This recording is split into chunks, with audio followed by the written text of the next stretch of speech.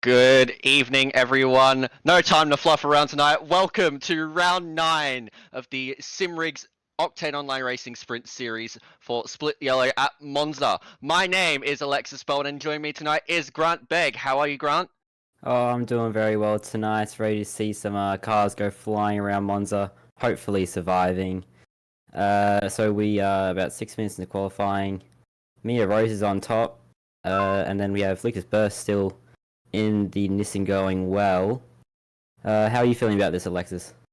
I am very, very excited. Of course, we had the week break last week, and I think that has caused a few to get a little bit jumbled up with the daylight savings, as we all tend to when it comes into effect. But hopefully now we should be all good to go. But I'm looking forward to this one. I have a feeling that we could see a little bit of carnage at turn 1, as we always do at the Red Affiliate chicane.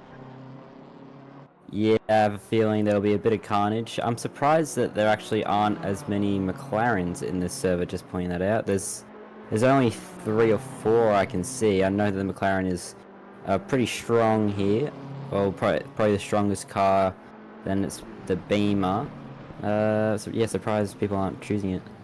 Yeah, there hasn't been a huge amount of McLarens in Split Yellow throughout the season, but I reckon, yeah, definitely look out for the likes of George Cook and Eric Scarney. I don't think he was in the McLaren before. I think he's made a bit of a switch for this round, so extra McLaren in this one, as we see a 4-place grid penalty to Gullick for a collision.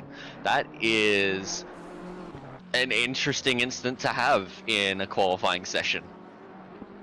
Yeah, I'd say it's probably from a lap that's on an invalid or car that's on an invalid lap time, didn't get out of the way in time, or just made a little bit of an error while letting a car through. Speaking of making the error, Mia Rose running very, very wide at the second of the Lesmos, but throughout this season she's been on fire, and I believe, provided, I'm not sure whether there's going to be any double point situation for the last round. I wouldn't think so, but Mia Rose is looking likely to wrap up the Split Yellow Championship tonight, which is quite unbelievable given there's still one more round after this at Spa. Yeah, she's been performing pretty well. She won the last round, I believe, at Bathurst by quite a large margin. I think it was about 10-20 seconds. It was a huge margin, but all season she's just been phenomenal, and she's flexing her muscles on the field right now. 3/10 clear of Bruno Gallo and 5/10 clear of the next fastest BMW of Tatlian, who is Pro-Am. So Tatlian doing very, very nicely there. We did have a very good performer at Bathurst in the qualifying as well, but ended up suffering a little bit in the race. But we'll keep an eye on what Mia Rose can do on this. Like, lost a bit of time going out of the field, now going through Curva Grande. It's a very, very fast track, this one. You pretty much on throttle for what, 75-80% of the lap. Yeah, I'd say that definitely. You are definitely focusing on exits all times. You have to nail your braking markers and be brave, especially through these Lesmos here, because the first Lesmo is very blind to judge where it gets on power. I think she just had a little slide there, gains, yeah, about a 10th, and still goes on a little bit of the grass there. So a 10th up going through, or up to Ascari. Yeah, this has been a solid enough lap so far. This could potentially be enough to put her into a 46 as Adkins, who was the driver who had some good pace at Bathurst, again showing great pace. The McLaren for 47 flat 3 for the Pro-Am driver. That is outstanding, and Mia Rose just lost time, but has a nice slipstream in behind the Ferrari, but she'll need to go for 1, maybe 2 more laps if she wants to get past Adkins, because I don't think she has enough to gain through the Parabolica, now known as the Alboreto curve. Yeah, I'm surprised. I think that there's the track is quite hot, judging that it's 47s. I've seen Mia Rose be comfortably in the 46s just earlier, so I'm guessing the track will be probably about 30-40 degrees. That's why the times aren't right. Mia Rose has gained .03 on the straight, and in the braking zone actually. There might have been a lot of time through to the first chicane. Yeah, beautiful exit, just about 10th up, going through the Curva Grande. That's I think Chad Petherbridge behind, trying to get a pretty good toe. Yeah, honestly, I think she broke too late going into the Redfield chicane because she gained a lot of time mid-corner, but, you know, compromised on the exit. And again, she's gone very, very deep. This time she's been able to hold a large majority of the time. Let's see if she can keep it going. She's really, really pushing, hustling that pink BMW around. And she's found time there at Lesmo 1, but she's got to keep it clean and consistent. That looked very deep, gets a lot of the grass, but manages to hold a lot of the pace. Right now, this would be well and truly on for a time in the 46s, provided she keeps it valid. Got about half a tenth to gain to Adkins, and currently about a tenth clear of that. So, what's her line through Ascari? That was very, very loose. Does she keep within the bounds? Yes, she does, but she's lost time on the exit. This is going to be very, very tight going through Parabolica. What is it going to be? It is right on the margin right now. Going through Parabolica. Wait, breaks as deep as she does. What's the exit like? It's not quite there. It's going to be tight. It's going to be very, very tight. What is the time going to be? It is a... No, not quite 5 thousandths of a second. And that is it for Mia Rose. She is not going to be on pole position for the Split Yellow's race at Monza. Adkins, the Pro-Am driver in the McLaren, is currently on pole position. Yeah, it's going to be a very tough start for Mia Rose right now, currently on the outside for turn 1. So it'll be she'll have to get a very good launch off the start in order to take that lead. But what a performance by Atkins, 47 dead for Pro-Am, as we see a Pro-Am.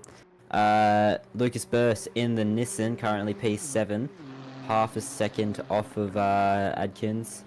Going through Ascari is their time here. Loses a bit on entry, but keeps it nice and clean. Takes a lot of the final curb, and it validates. Just got a bit out of the track there. Grant Liu, new to as well, actually, goes off at Ascari. Now you have Perkins, not the VS Supercar driver, I don't believe. 3 tenths up, could definitely make a few spots up here, currently in 25th. Coming through the Parabolica, which is not cold now. Will he be able to make up a few positions? This might put him up to P23, depending on how he gets through this final corner.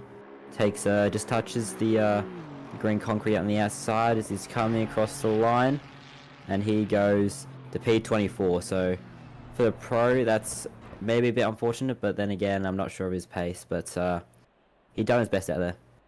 Yeah, wow. So we'll just wait to see what the results of that session were. But hell of an effort from Adkins, and I think he could have potentially taken the pole, and he has.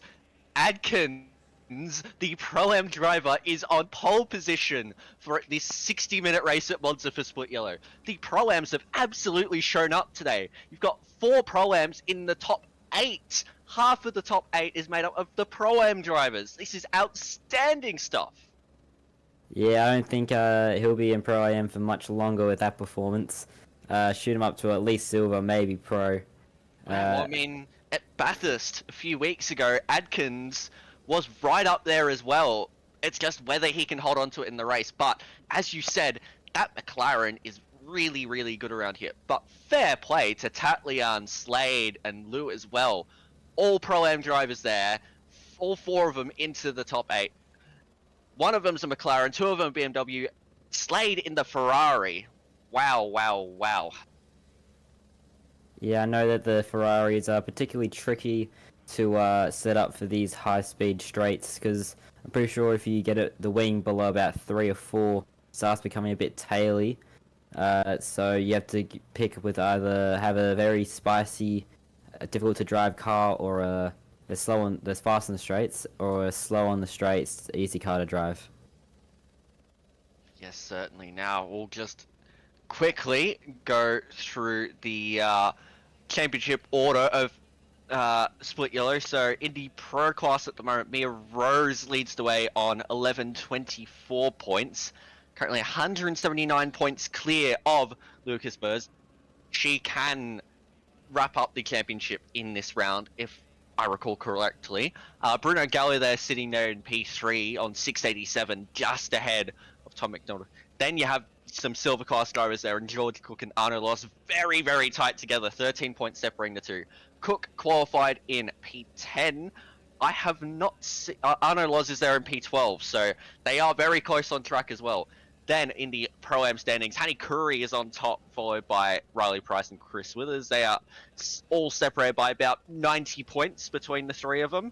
And then in the AM class, you have a really good battle there between Aiden Payne and Drew Williams there. Currently separated by 2 whole points in the AM class battle. Yeah, so it's extremely impressive to see Mia Rose maybe potentially wrapping up the championship in this final race, depending on how Lucas Burrs finishes. I mean, that's just crazy, being able to dominate a season like that. Yeah, and we're now underway for a formation lap. Now, it has been noted by a few in chat, including Mini Simeon, but we have 3 pit stops in this race, so plenty of pitting. They'll pretty much be splitting it into 20-minute stints each, so there's a lot of opportunity for these drivers to get things wrong in the pit lane, because you get slightly off on your marks and you lose upwards of 5 seconds. So there's a lot to gain and a lot to lose within these pit stops. It could make this race very, very, very interesting. Yeah, the choice especially on pitting early in the race to maybe get some clean air, or do you want a tow to maybe, if the driver ahead's a bit faster than you, could get a tow and that could just pull you along, keep you within maybe a second or two of the car ahead. Then you can pit late and overcut everyone else. Wow, So, I'm just looking at the temperatures up the top right-hand corner. We have a very, very, very hot track temp of 38 degrees here at Monza. So these drivers are gonna really, really, really take care of their tires, but their pace will not be at optimal. So we'll see what happens, but 29 ambient, 38 track at 3 PM. This could be a belter of a race. yeah, I'm looking forward to turn 1, seeing that Atkins especially, I'll see how good of a start he will get off the line compared to Mia Rose, because Mia Rose will be very familiar with starting on the front row.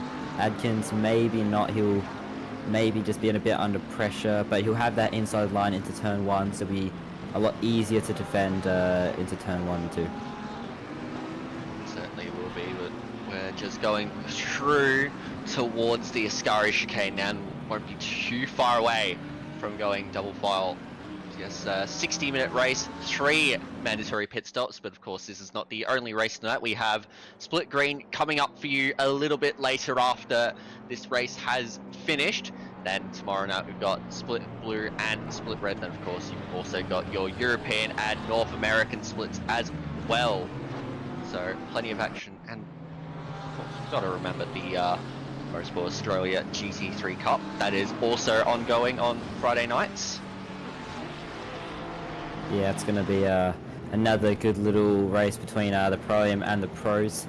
I believe the championship leader for the Pro-Am is Chris Cooley, who is in the Aston Martin. Aston Martin struggles here quite a lot. I believe it's very difficult to get to 47s, so that'll be an interesting race. As I see, I think a car on the front straight is stopped. I'm not sure. That is number 51 by the looks of it. I'm not sure who that was. Oh, it seems they might have had a disconnect. But either way, we'll get underway with this race very, very shortly. It'll be Adkins from Rose, Gallo, McDonald, Tatlian, Slade, Burrs, Scarney, Cook, and Lou, your top 10. We'll await the lights. They'll be coming up very shortly, and we are underway, and it is a terrible start for Lucas Burrs, who is already dropping. Looks like Mia Rose got a very good start, and now Gallo is trying to get ahead as well. But who breaks latest going into turn 1? This could be very, very tight. There's a little bit of contact between McDonald, and they're already off before they even get to turn 1. That is the car facing around the wrong way. The BMW looks like they've gotten through okay. It's a traffic jam, turn 1, and the safety car has been deployed.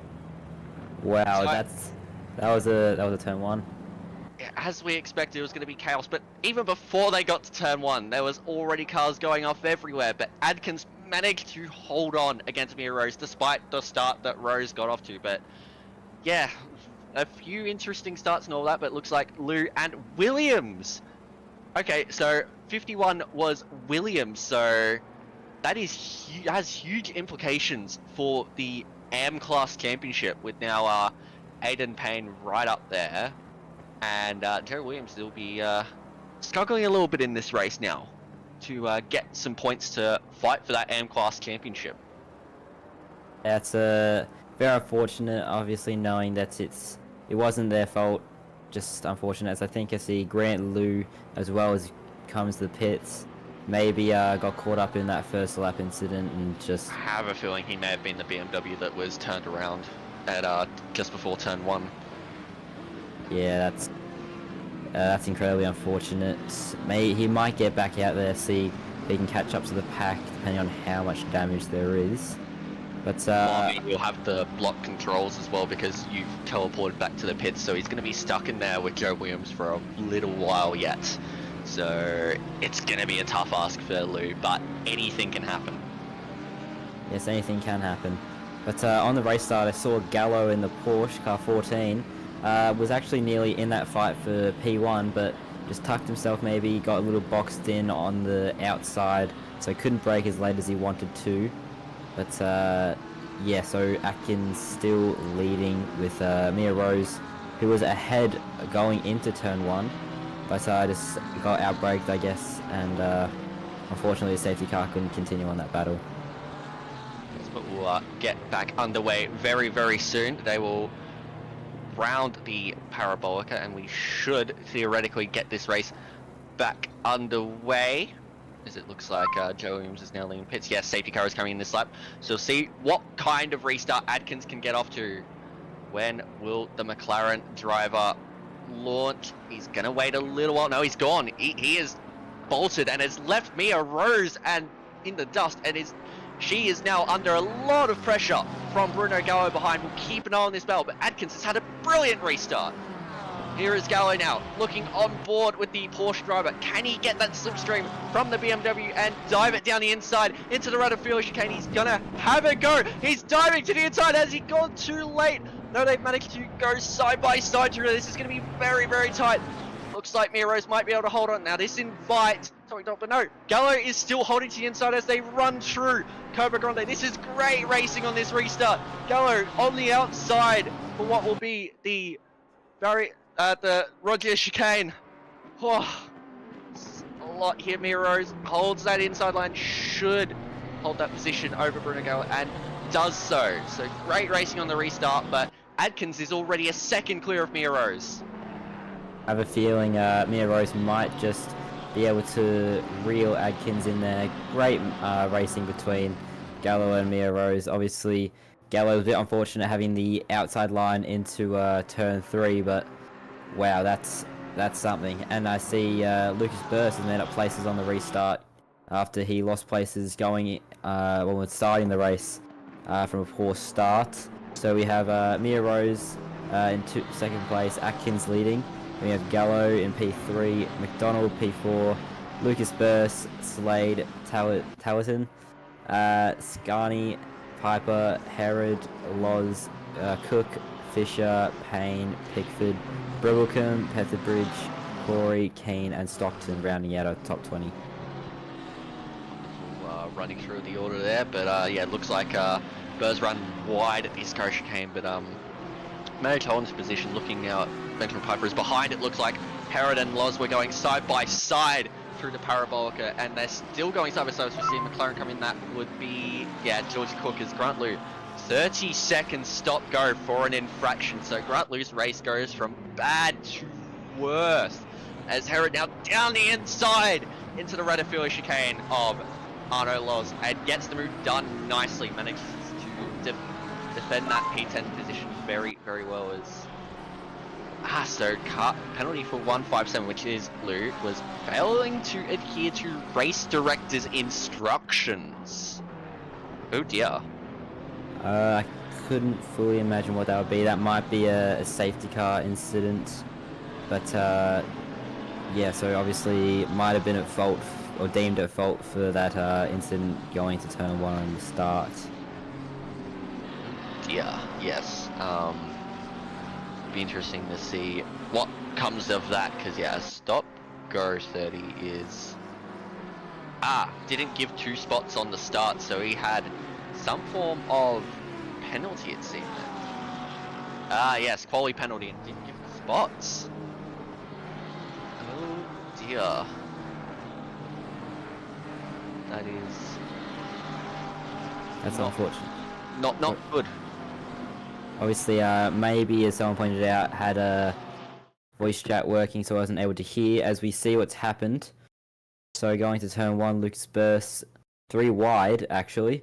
Going in, and someone nearly jinxed in, and I think it just went off on their own, or got tapped by the Mercedes behind. Maybe failure to hold. And I will say, he did not hold the brakes No. after he got onto the side. He could have held his brakes a little bit there, but Yeah, I think holding brakes might have affected that. Going into the sausages there as safety car starts, letting the other 2 cars through because he just has too much damage and returns to pits. So I think he might have gotten a bit of contact from behind that led to him getting punted, but looks he might like have broken. had a little bit of a moment here and has lost a few positions. He was side by side with Slade going through Redfield chicane. Is now going to drop all the way down to P10, maybe even P11, as Herod tries to go around the outside of the BMW. Not going to get many moves done there, but he's going to try it. Wow, Matthew Herod. What a move into... And Arno Loz too, getting the move on the inside. Yes, he does. So big move from Herod, which also allowed Arno Loz to get through on Tatlian. Wow. Yeah, on the outside into the second chicane. Very difficult to get that inside line to turn 5. That's brave and a good move. That's my move of the race so far. Undoubtedly, but meanwhile out front, Adkins is 8/10 clear of Rose, who is equally a second clear of Gallo. Burrs in P4, but 2.3 seconds behind, so there's a few battle packs forming. We're looking at a big battle pack here, stretching from Slade all the way down to the Bentley of Pickford, as that is Brimblecombe on the side of the road at the exit of the Ascari chicane, who has gone sideways, as I'd say he's likely just hit too much that inside curb. And yeah, now he's just waiting for everyone to go through so he can rejoin safely. That is such a terrible feeling. Yeah, very easy mistake to make. Obviously, just maybe carrying too much speed or just hitting the inside curb wrong on the last corner there. So unfortunate, might have a lot of damage. He might have kept it out of the wall, but didn't look like he did. So yeah, unfortunate for him. Yeah, well, still plenty of pit stops in this race, so he can make his way back up. But meanwhile, Mia Rose, she is putting the gauntlet down at the moment on Adkins and is starting to really close that gap's down to 0.6 of a second. She's stretching away from Gallo now, 1.6 seconds. The gap back to Burst from there is held pretty stable, but he has to keep an eye on McDonald behind as well. Slade holding really nicely there in P6. Yeah, he's 3 seconds back, but right now the Pro-Am drivers are putting in a very nice performance with Adkins in P1 and Slade in P6. Yeah, I think I just saw Mia Rose might have gotten a track limit warning there, going very wide at Lesmo 2.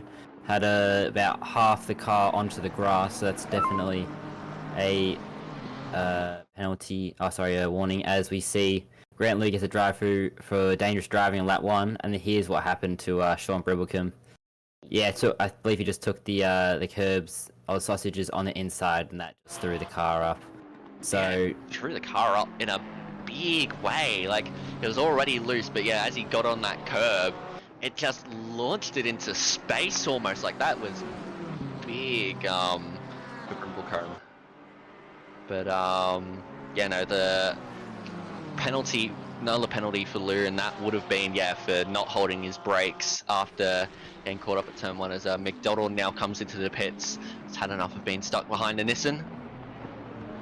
Yeah, it's so Grant Lou obviously not having the greatest of races. I believe he might have retired the car. That's what I see in the pits. Otherwise, I think he might have left the session as well. So yeah, definitely a day to forget for him. Certainly is, and he'll have plenty of penalty points on his license, I think, after that one. Yeah, that incident with Sean Bribblecombe hitting the sausages reminded me so much of Fernando Alonso Coda vibes, as maybe Atkins just covering that inside line to Lesmo 1. So obviously he's starting to get under pressure by Mia Rose. This is a really big test for Adkins, of course. He is a Pro-Am, so he's not going to quite have the same level of experience, especially at the front, as what Mia Rose would. I mean, Mia Rose is such an impeccable racer. She knows pretty much any way to get the driver in front into a bit of a scare, but Adkins has a lot on his plate right now. At the moment, he's dealing with it very, very nicely. Yeah, Mia Rose, talented driver, approaching Sean Bribblecombe for a lap car, so that's going to give Adkins a bit of a tow through the straights. Mia Rose looking obviously for a very good exit through the parabolica. Takes opens up the corner quite a lot, nearly on the grass. As we see blue flags for the car 7. Will she be able to reach Adkins on the straight? The BMW is very good at on straight line pace. Might be a little bit too far to make a move. Approaching into turn 1. Yeah, not making any moves into turn 1 as we see yet. Yeah, Grant Lou is still going around there. He's currently on the back straight there, just approaching the Ascari chicane. So he's still out there. He's still trying to enjoy this race, but here's a little bit of consequences as a result.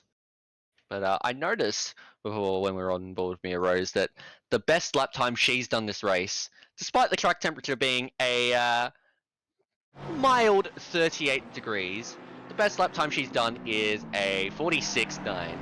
That is faster than any quali time that we saw. That's what you call a pro. Being able to do a 46 in scorching temperatures. Oh, big snap into Lesmo 2. That's going to cost her a bit of time to Adkins. She might have had a run onto him there. That might be another warning for track limits. So she might be on 2 now. The pressures might be on for her to maybe just take it a bit more easy. Cool the tires after that big snap. Obviously, being hot temperatures, that's going to cost her a bit of maybe kickstart graining a little bit. It's showing that she's not having it easy in this one by far, but yeah, I mean, there might be a little bit of grain, but they've still got 3 pit stops. She can use an early pit stop here potentially, and I think that could be what she's lining up, or keep an eye on things. No, she stays out with Adkins, but is closer than she's ever been. 3/10 the gap. What's the slipstream effect? That McLaren has a little bit of straight line speed. It's going to have to defend the inside now. Here comes the BMW to the outside. Adkins back onto the racing line to take the corner. That was 2 moves. That might be classified as weaving for Adkins, if the stewards would like to look at that, as Mia Rose has a little bit of a run on Adkins going through Curva Grande, sticking right behind, nearly drafting Adkins, going into the second chicane, takes the outside. We'll be able to see what the other car did earlier, braking just after the 150 meter board, going around the outside. Adkins, and they make contact. Mia having to cut the track, giving the place back. Obviously, maybe just didn't have the move wasn't on there. No, I don't think it was quite on. I mean, Adkins did leave a bit of room there. As for that potential double move going into the Redfield chicane, you could argue that he kept the inside line the whole way through and then just made the single move back onto that racing line, but it is certainly a contentious one. It's why I stick to the commentary and I'm not a steward. Yeah, stewarding can be quite the process. Oh dear, Adkins! That was a lot of curb there at the Ascari, and he is under a hell of a lot of pressure now. Here comes Mia Rose around the outside of Parabolki. Going to be hard ass to get it done there, but it could potentially. They made contact. I think Adkins just understeered into the corner and had a bit of a snap on the apex, so maybe a bit of damage to both drivers. I wonder if it's enough to maybe cost them a bit of time in the pit stop. Still going side by side down the straight. Adkins having that having the outside line here. Mia able to brake maybe a little bit later, and she does. Going to turn 1, she makes the move nearly stick, and Adkins maybe got a little bit squeezed there, but Mia Rose is ahead. Hello, here comes Gallo. Oh, Gallo has joined in the fight nearly. Really close to Adkins, but yeah, new race leader, Mia Rose. Back in the lead after qualifying P2 on the grid. She's definitely going to start pulling away now, I reckon. Yeah, that was good stuff from Mia B. I think the pressure had just gotten a bit too much for Adkins. He was trying to defend with what he could, but ultimately, yeah, there were just a few mistakes creeping in. Just that little hint of oversteer as he came into the Parabolica. But a little bit of contact, but overall, it's ended up pretty well for Mia Rose, who has managed to take the lead of this race. Now, will Adkins, who's now dropped behind, choose to come in on this lap? Yeah, that's exactly what I was thinking. Will be in the dirty air, costing him a bit of time. He might want to screw overheating his tires and just make an early pit stop and try and undercut Mia Rose. But yeah, it could go the other way. Mia Rose could do whatever Adkins doesn't do. So if he doesn't pit, she might pit, and yeah, it's going to be quite a strategy race. It's a little bit more the other way because Mia Rose is in front, so whatever Mia Rose doesn't do, Adkins can choose to do instead. So what does Mia choose to do? They're both coming in. They are both into the pits. Oh dear, and Gallo's in as well, nearly into the back of Adkins. That might have been a pit lane speeding for Gallo. I didn't see it. Cool. As we see Lucas Burst coming in as well. They're all coming in. They're all in. Pit crew gonna have a bit of a job now, as we now ride on board with Kuri. It might come past everyone, so this is going to be quite the see as we see a solo livery. That's something. So it's going to be interesting to see how much damage maybe Mia Rose has, and see if that affects the pit stop at all, if she chooses to repair it or not. But right now, Hannah Curry takes through this race. We'll keep an eye on who comes out where. You'd assume Mia Rose will come out ahead of Adkins, Gallo, and then Burrs. And there goes Mia Rose, and Adkins is moving as well, as is Gallo. And yeah, Mia Rose slots in ahead of Adkins, who is ahead of Gallo. So now they can just go about the race. And I think Mia Rose actually gained a little bit of time, so I wouldn't expect it to be pit lane speeding for Gallo, more just Adkins taking it easy coming into the pits, because either way, if he's able to finish on the podium in this race, that is a huge result for him. Yeah, Gallo being a pro driver, that might boost him up the championship, I believe. Let me just confirm that.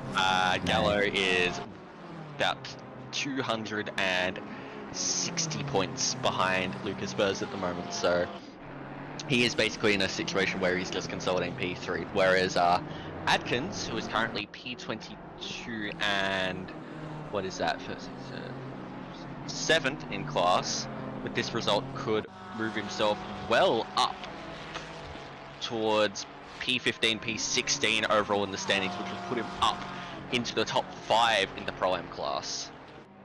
Yeah, this will be a mega result for Adkins. Might boost him up a class as well if he pulls it off.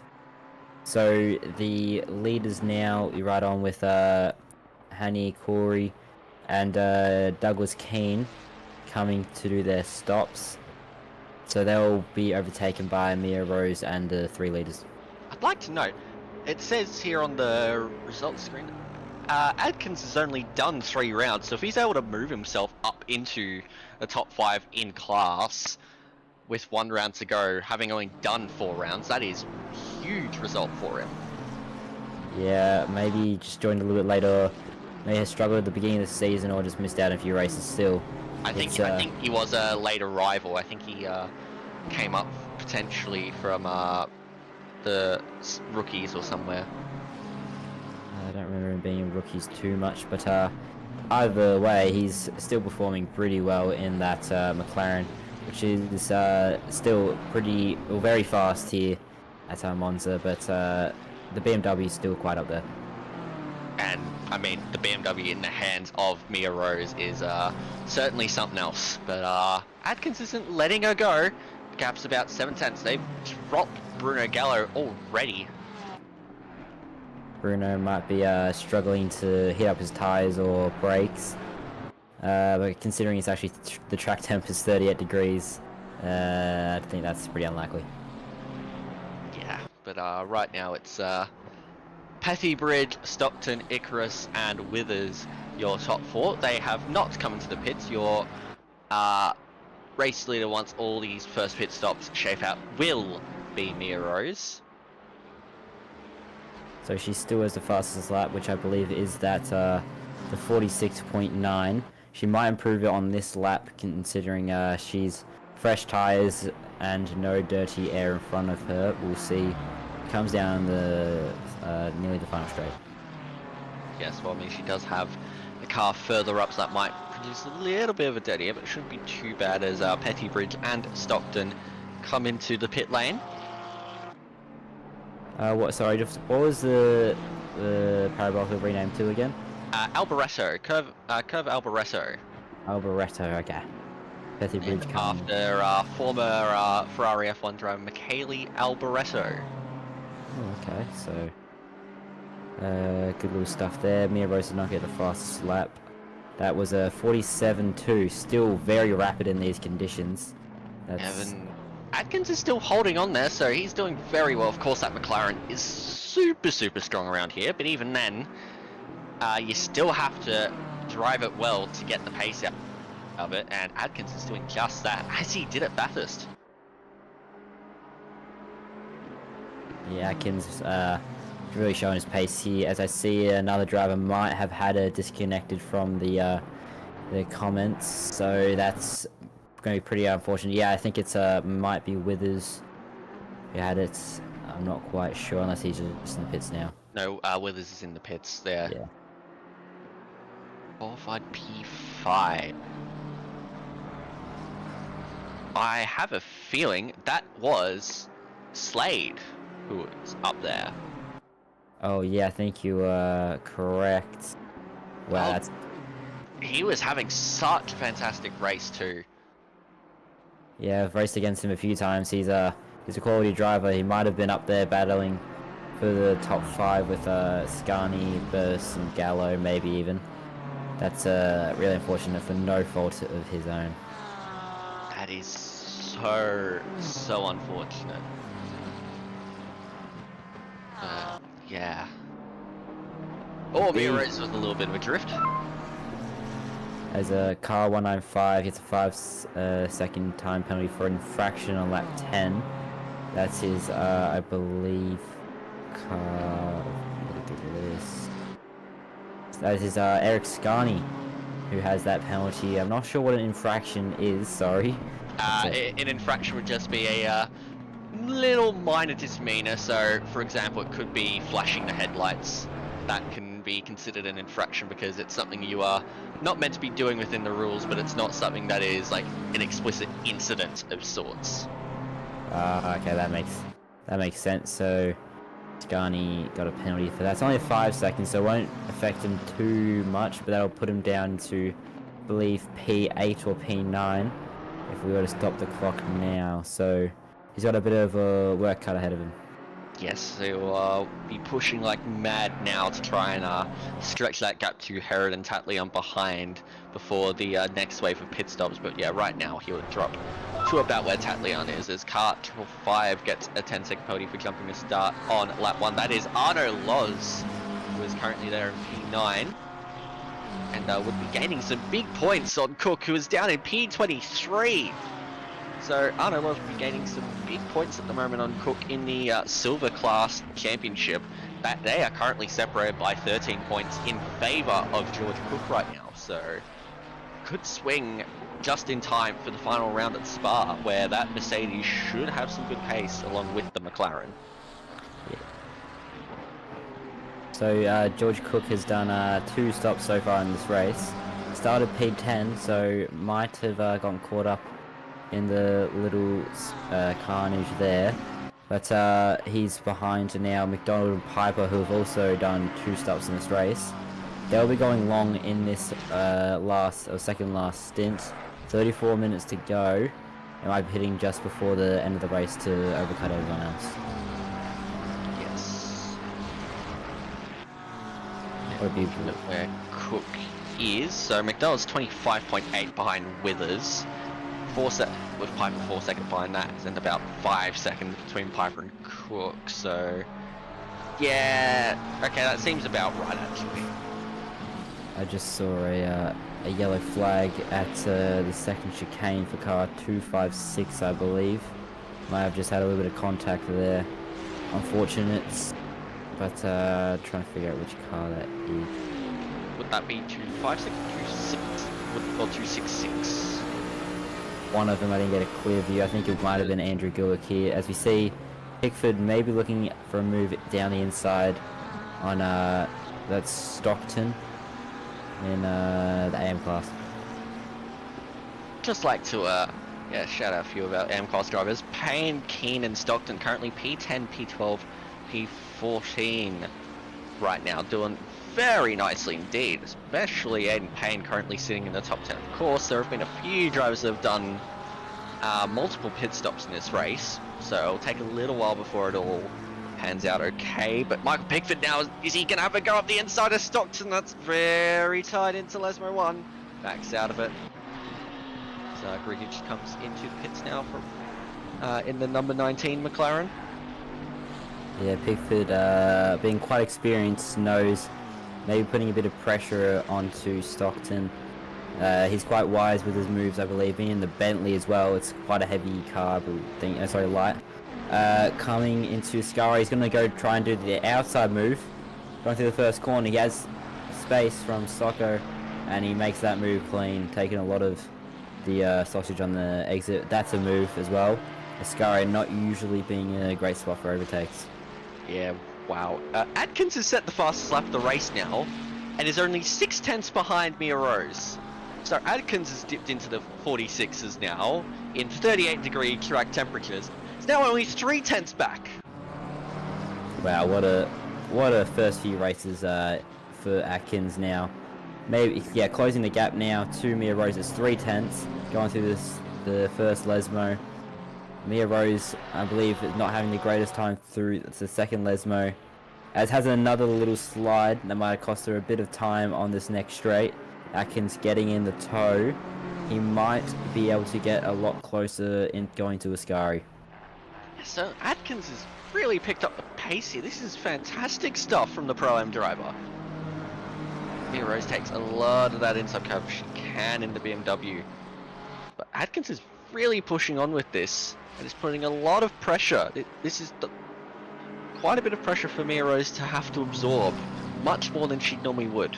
But the lap time last lap was a 46.852 for Atkins. That is fantastic.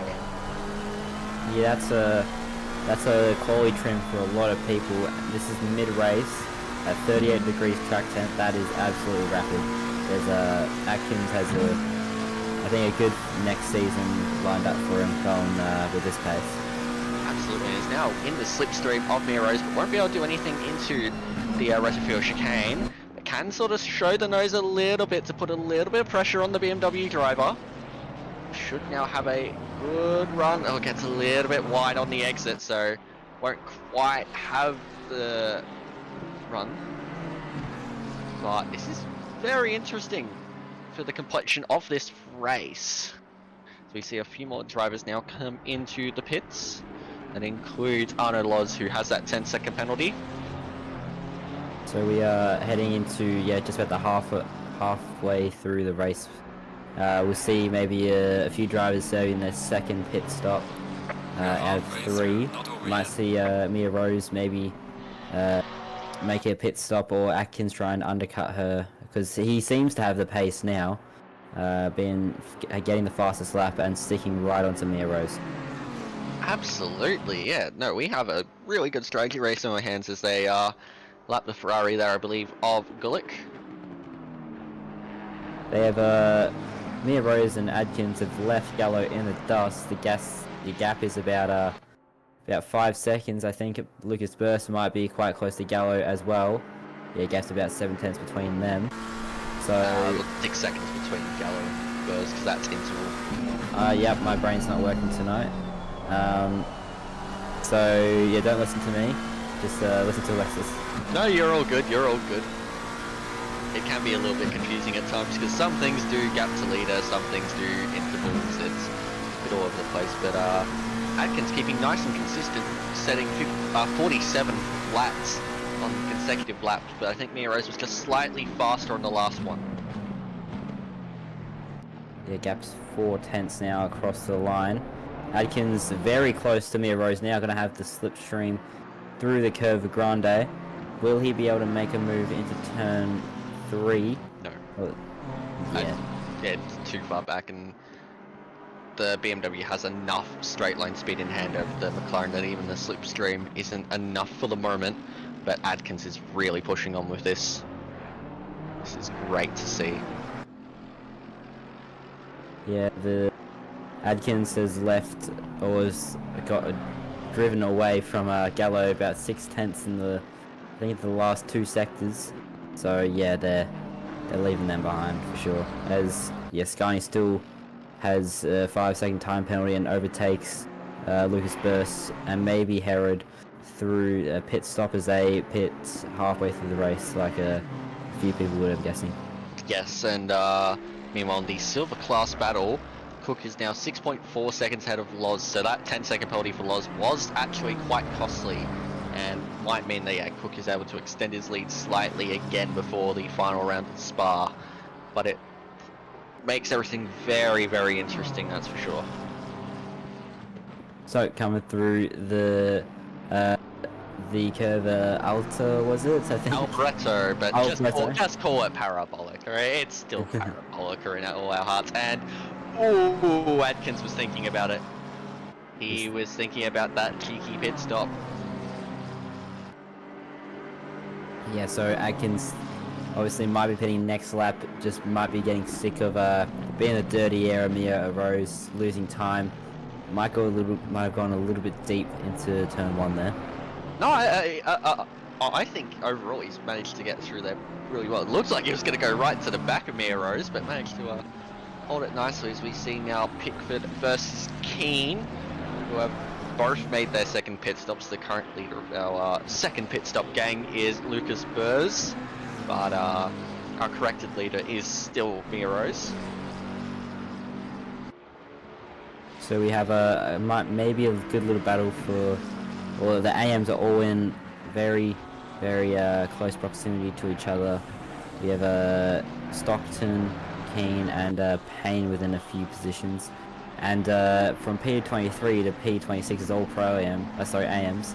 So that'll be a good little fight there. But you also have to account for the laps, because Williams is a bit further back after having to return to pits, or maybe even having that disconnect right at the start of this race, so is running right at the back, as is Gulick and Lou. Kranich might have had a few issues as well. So right on board with George Cook, who started P10, is doing pretty well on pace standards. 47.7 is his best lap. That's still very good considering how hot the track temp is. 37 degrees now. Getting pretty close to the back of Benjamin Piper in the Audi. Not a very popular choice, but it's a pro car, so might be a little bit more experienced than him, but I don't think he'll bother with that. He'll make a move in the next few laps if he can keep the pace up. Yeah, Benjamin Piper, a very seasoned veteran at this point now, as Mia Rose has decided to come to the pits, so that leaves Adkins out front to try for an overcut now, as Gallo 2 is into the pits. So Mia Rose doing the second of stops. So Adkins, yeah, inherits the lead now. So 18 laps in, we have 25 minutes to go in the race. He's going to be doing some really short stints.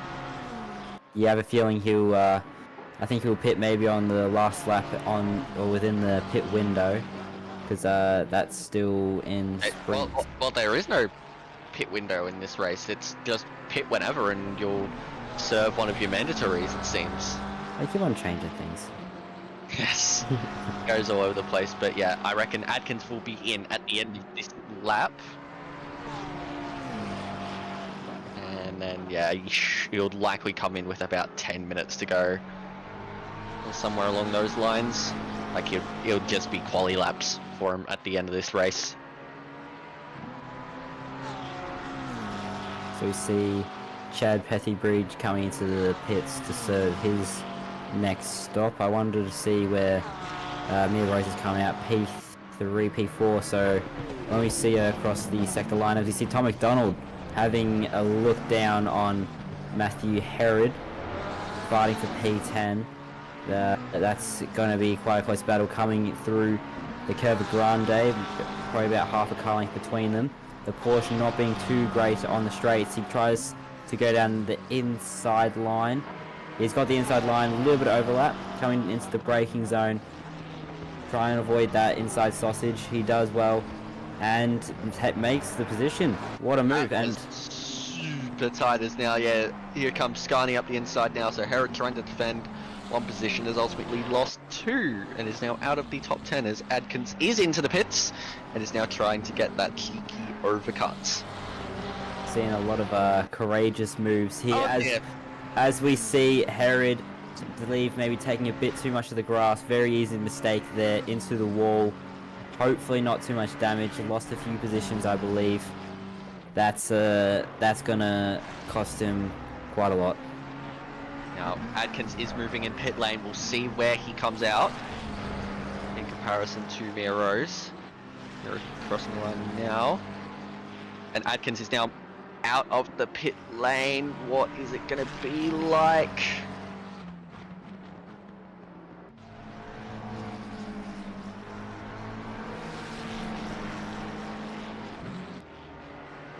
It looks like, yes, we have a few issues here, unfortunately, with the broadcast. We'll just still on board Tom McDonald for the time being, but we'll keep an eye on things. Icarus is ahead of Rose, and Adkins is a little further back, so I reckon Adkins may have had a little bit of an error, potentially in his stop. He might have been fixing the damage from that little incident with Mia Rose through the Parabolica. See, if he was, that would have been in that first stop, if he was to be repairing it, because it happened before all the stops took off. I reckon because it might have been minor damage, he might have unticked it for the first stop and forgot to untick it for this stop, because it automatically does tick the stop. So it looks like he had a little bit of lap traffic involved here, so that might have influenced things a little bit. So Mia Rose leads very close to Icarus, I believe. Icarus needs to make another stop, but yeah, I think Adkins had a little bit of traffic to contend with, which is why Mia Rose has a little bit of a lead now. So I see Matthew Herod and Loz are the two drivers who have served all their mandatory pit stops for this race, so they're clean to go for the final stints. So yeah, Adkins getting past Icarus, Icarus not fighting it. Gap between Rose and Icarus, Rose and Adkins is now about 3.2 seconds. Judging from the pace from Adkins on that first stint, he might be able to close the gap back right up to Mia Rose, which might put Mia Rose under a bit of pressure again. Won't be having a tow at all from lap, or maybe for a few laps from lap traffic, but yeah, it's going to be, I reckon, a race for strategy for the remaining 20 minutes. Yes, and there's going to be a fair bit of strategy going on. I reckon we'll see Mia Rose and Adkins come in with about 10 minutes to go each.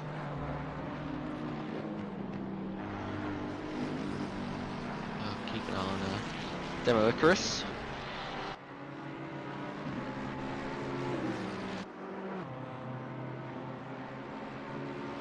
Burst in the Nissan still having a phenomenal race, as I see Perkins having a stop go 30. I believe that's for speeding in the pit lane.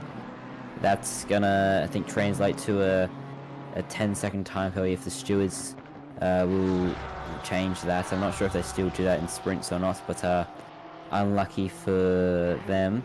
I see it's been cleared. Yeah, so easy mistake to just overspeed in the pit lane. Obviously, it's easy to do in the sim because there's no danger. As you see, it's been translated to, I think, a 5-second time penalty. A 10-second, sorry. It becomes a 10-second penalty if you speed into the pit lane, so that will have to be served at his last stop as we give our gaps. Mia Rose is stretching it out front now up to 3.9 seconds, so she's got her pace now and she is not looking back. Icarus comes in to serve their final stop. No, their second stop. You know what I mean. It's all over the place in this race. Have some people serving their first stops, then their second stops, last stops, or all over. Sorry about that. No worries, no worries. So Eric Scarney, I believe, is very close to Tom McDonald. Fight for P8 might be on. Eric Scarney having to serve that a 5-second time penalty for a I think it was, you said it was flashing, or what was the penalty called again? Infraction. Icarus still has 2 pit stops. Is that the first pit stop he's done? Maybe. Yes. Oh my. That is taking the bender strategy to a whole other level. So that was Icarus's first stop of the race. Gone very long on the first stint. Interesting choice. I'll see how this plays out so I can steal their strategy maybe. Yeah, that is interesting. We'll see how it pays off for him. I'm not sure how well it will, but it might put him into the, like, say, P16, P17 range. Yeah, I hope it works out for them. Adkins has lost time to Mia Rose, about 2 seconds since I last checked. Mia Rose maybe speeding off into the distance now. They both still have to serve their final laps. But Atkins still has that fastest lap of the race. So I will see if that changes at all as a few cars serve another pit stop. Yeah, a few now getting onto their last stops of the race. They're splitting up nicely, 15 minute stints. Yeah, keep an eye on what Eric Scarney's doing in his wonderful mixed up livery. Adkins has a 15-second penalty for causing a collision. That might be for the Parabolica incident. It was there. lap 20. No, it was lap 20. It was way later than that. And 15 seconds penalty would not be a penalty for that Parabolica incident. Like, we'll see. See what happened, but I have a feeling that wasn't too long after he came out of the pits. Which... Yeah, so I think that'll drop him down to P5. We will see a replay for that incident with Atkins in the coming time. That's going to relieve a lot of pressure for Mia Rose, who is still increasing that gap now, 5.2 seconds to Atkins. Wow, that's really unfortunate for Atkins. Yeah, he's now has to push if he wants to hold on to that podium, because right now he would drop behind Lucas Burrs. But we'll see a replay now, and yeah, this is just coming out the pit lane. So there is Mia Rose going past. Here's the Mercedes. Oh dear, no, dear. Adkins obviously misjudging the speed difference with the braking zone, I'm guessing. Because I know you can brake at the 100 board there if you're coming out of the pit lane, but other cars will be going a lot faster and braking a lot earlier, so another easy mistake to make.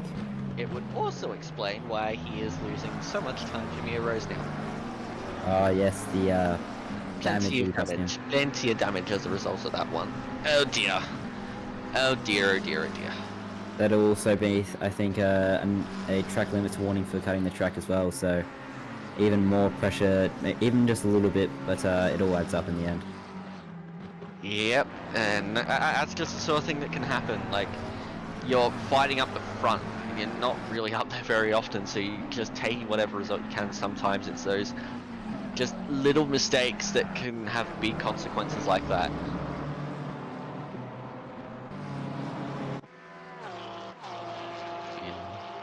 Look.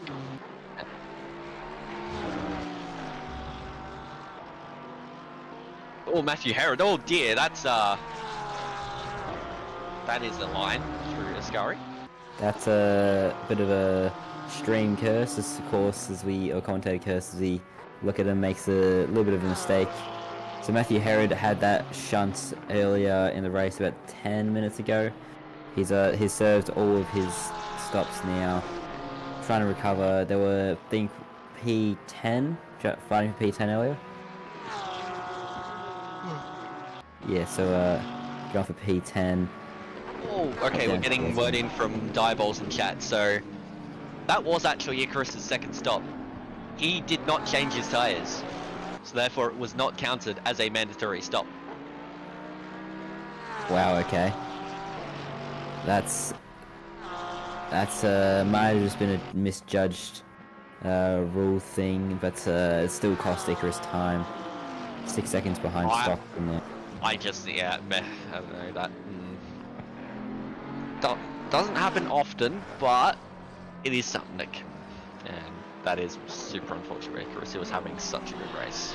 Yeah, to quote Christopher Taylor, that's gotta hurt. Oh yeah. So, Liquorburst in the pits now, serving their final stop.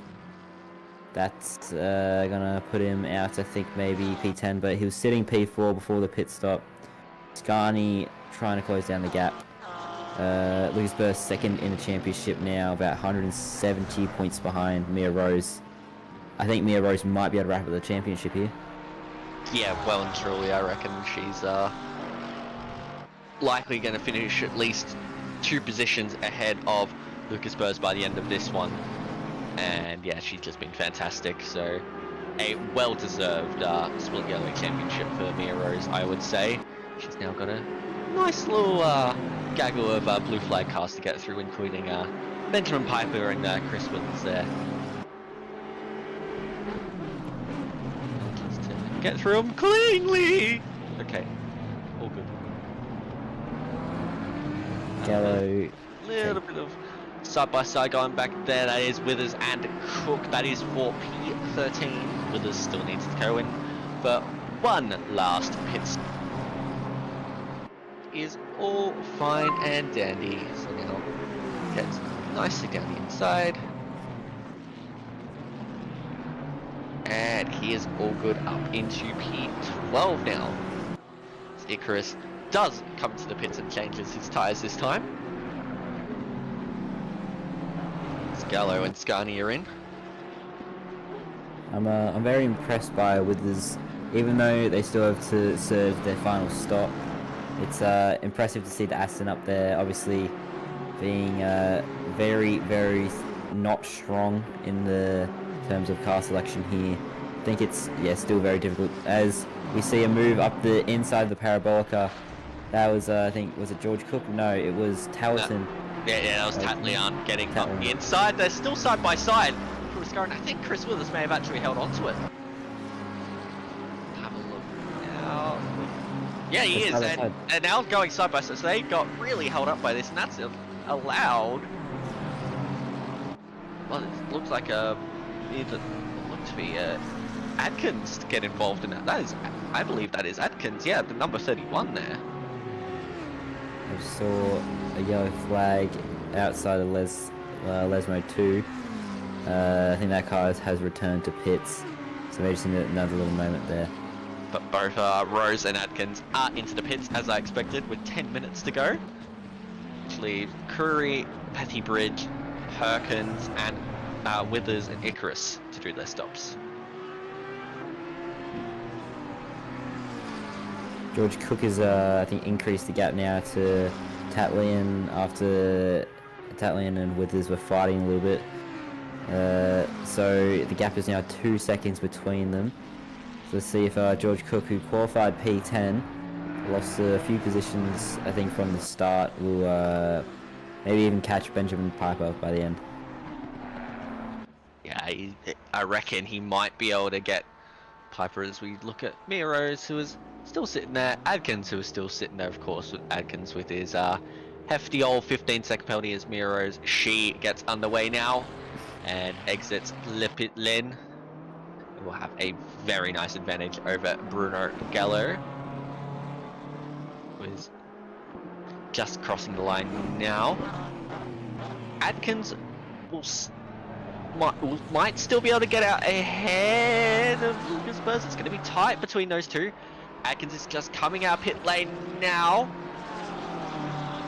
Well, it's going to be tight between those two, but I think Adkins might have it. Oh, it's going to be very, very tight indeed. They're going to go side by side through the front of the chicane, but Burrs, unlike Max Verstappen, backs out of it. Yeah, and major flashbacks there. Yes, yes. The flashbacks to 2021 Monza. Oh man, that was interesting, that race, for many reasons. But Adkins manages to hold on to provisional P3. I can even still now holding the fastest lap, which is pretty sure a 46.8. As Lucas Burrs Scott on the gravel there is going to go down the inside at Lesmo 1. We don't usually see this move happening. Adkins leaving the space, but a bit too much space, having a snap there, and Lucas Burrs goes straight through in the Nissan. What a move. Did exactly what Fernando Alonso would have wanted him to do. Leave the space. Yeah, no, nicely done from Lucas Burrs, and we'll now be able to try and use the straight line speed of that Nissan to stay ahead of that slightly wounded McLaren. But even then, this will be a great result for Adkins. He'll be disappointed if he doesn't come out of this with a podium, but even then, he's a Pro-Am driver and he's up there with the best of them. So now seeing Kuri into the pits, that will leave every driver that has served their pit stop, I'm pretty sure. Yes. Yes, so every driver served their final pit stop, so now it's just a run to the line, see who can get away with his win. Adkins has a nice run here, actually, on Burrs. That doesn't quite have the legs that I'd expect it to. Is Adkins going to go? No, he just pulls out a little bit. Burrs has gone quite deep there, so won't be able to get the exit, although that Nissan is a beast on the acceleration.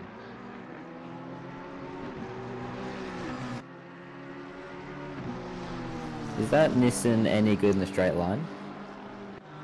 It's definitely good on the acceleration, just with that turbo. Like when that turbo kicks in, oh, it is a dream in the straight line. But overall, it's not too bad. It's not too bad. Too bad. Is it like the Porsche where it's great on the acceleration part, but not too great on the top speed? Yeah, I think it's slightly better in the Porsche on that regard for the straight line speed. But it has some similarities, I think. Yeah, so Adkins on the back of Lucas Burrs going into the Ascari chicane. Don't think he's making a move yet, just sitting behind, putting pressure onto Lucas Burrs. I mean, the fact that Burrs is sitting P2 in the championship, and clearly in P2 in the championship in that dog of a car, is astounding, as is the fact that he's kept it consistently in good positions throughout the season without even grabbing a win. As Adkins has a look into Parabolica. Still 5 minutes to go in this one, so still plenty of time for this to change up, but Adkins has the pace, and Burrs, you need to be careful. You do do not want to be running out wide too often, or else you are going to get yourself a few warnings. Yeah, I know that the green concrete out there is pretty slippery, so not much grip out there, as Atkins might have a run. Still just sits behind Lucas Burst on the main straight, picking to get a good exit, as Lucas Burst took quite a bit of the curve through turn 2. I think it's going to be too big of a gap, I reckon, to make a move. Yeah, no, Adkins, I think, will just have to be patient with this one. He can't rush it. He has the pace, but he just has to find the right opportunity to make it cleanly. He knows what happened before and can try and make up for it, potentially salvage a podium out of a very good race run. Another driver having a really good race. Eric Scarney there in P5, doing very nicely, the lead driver in the silver class right now. Remember, he got the 5-second time penalty for an infraction earlier, so a really good recovery from him. 9 seconds behind Adkins. Probably won't, as we see Adkins jink to the outside.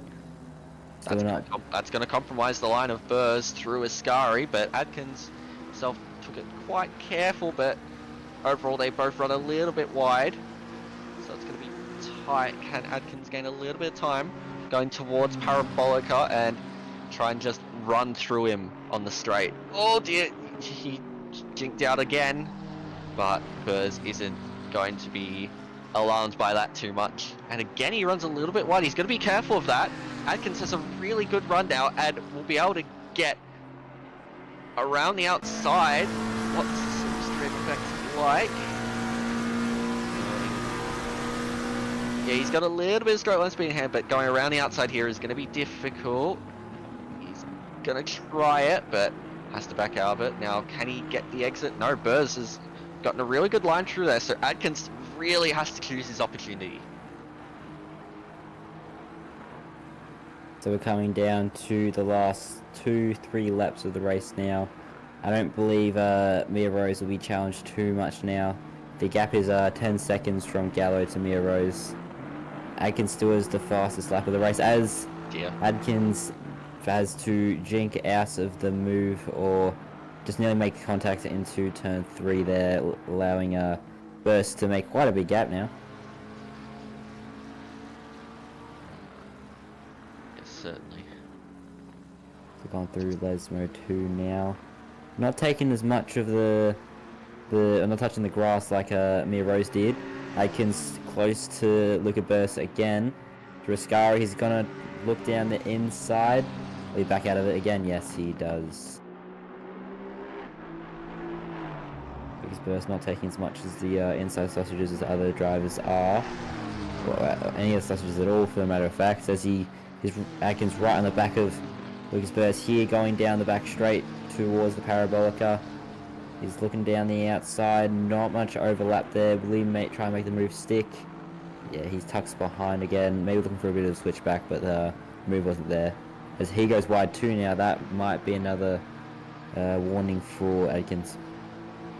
Yeah, well, they'll basically just be using them up from here, as we should still get 2 laps to go in this race, because Mia Rose is quite a fair way ahead at the moment.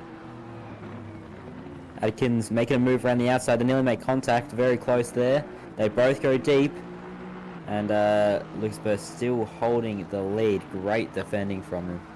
Yeah, and Burr's got the better exit because Adkins tried to go back to the inside, so ultimately made the corner sharper in the end.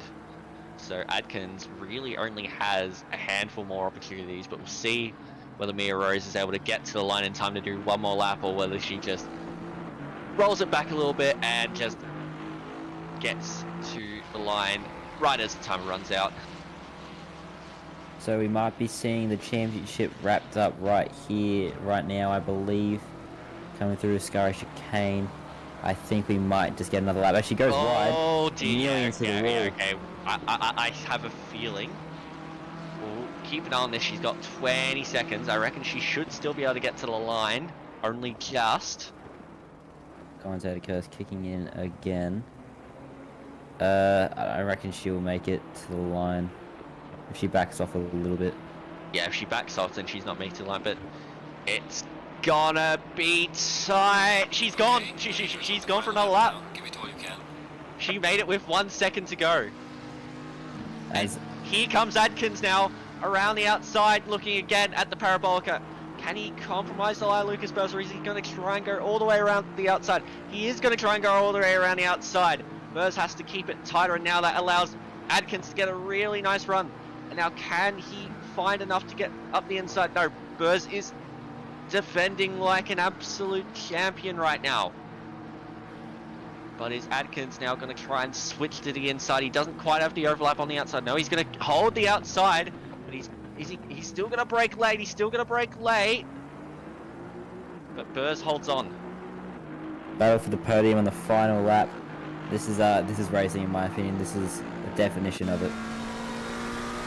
And he's got a really good run now, does Adkins. Is he going to try into the De La Roggia chicane? He's going to have to go around the outside. We've seen this move done already, but Burrs is going to be braking late to hold on. They make contact, and Adkins has to go off the road. That is fair racing. Yeah, Burrs squeezed him quite a lot on entry there, really wanting to hold on to this third place. As left just enough room though, so that's valid, but Adkins is right back on him, so it's not over yet, but Mia Rose will be about to cross the line, but we'll keep an eye on this battle because Adkins is right there. He's going to try around the outside of Ascari. This is pretty much his last opportunity to get this done. He is throwing everything he has at this potential podium here. Burrs defending up the inside, and he runs him out of the road, and Adkins ruins his line straight, and Burrs should have it as Mia Rose wins the race here at Monza for Split Yellow in the Simrigs Sprint Series, and pretty much wraps up the Split Yellow Championship. What a season it has been for Mia Rose. Bruno Gallo finishes in P2, and it is going to be too little, too late for Adkins. What a storm! What is a valiant defending effort there by Lucas Burrs. Oh, and he's run out of fuel! He's run out of fuel!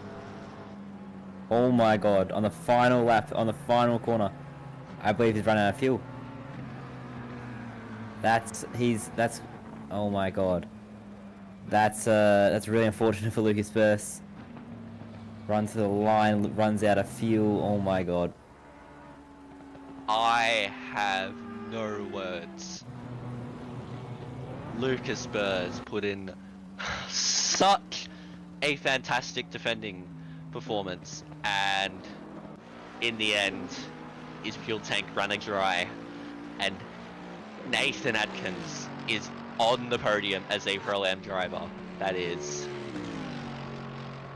oh, I'm out of words.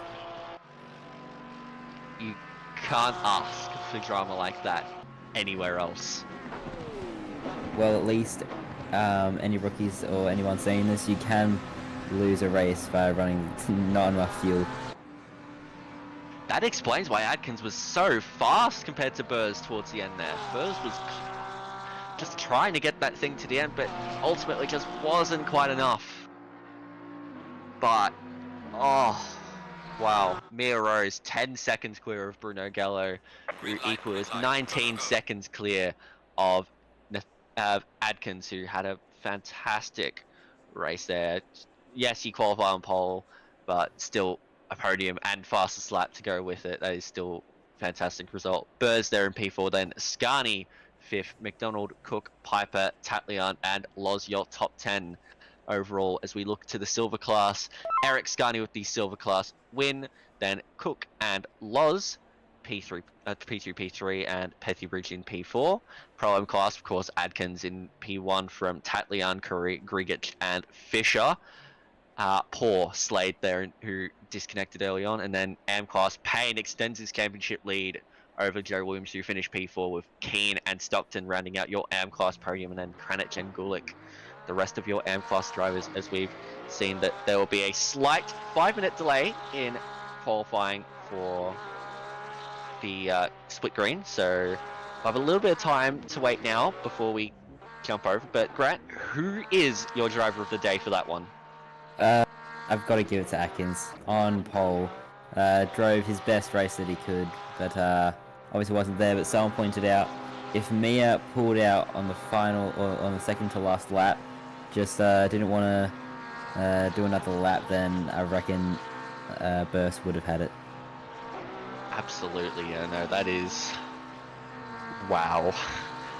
Yeah, I've got to give it to Eric Scarney. Yeah, he may have had that infraction penalty earlier on, but that was one of the best racing performances he's put in for a while now. So he can be very, very happy with P5. Very, very, very pleased with himself. But that does it for Split Yellow. We'll be jumping over to Split Green soon, but we do have a slight delay in their qualifying kicking off. So we'll just hold off a little bit on the times, and we'll jump over very, very soon.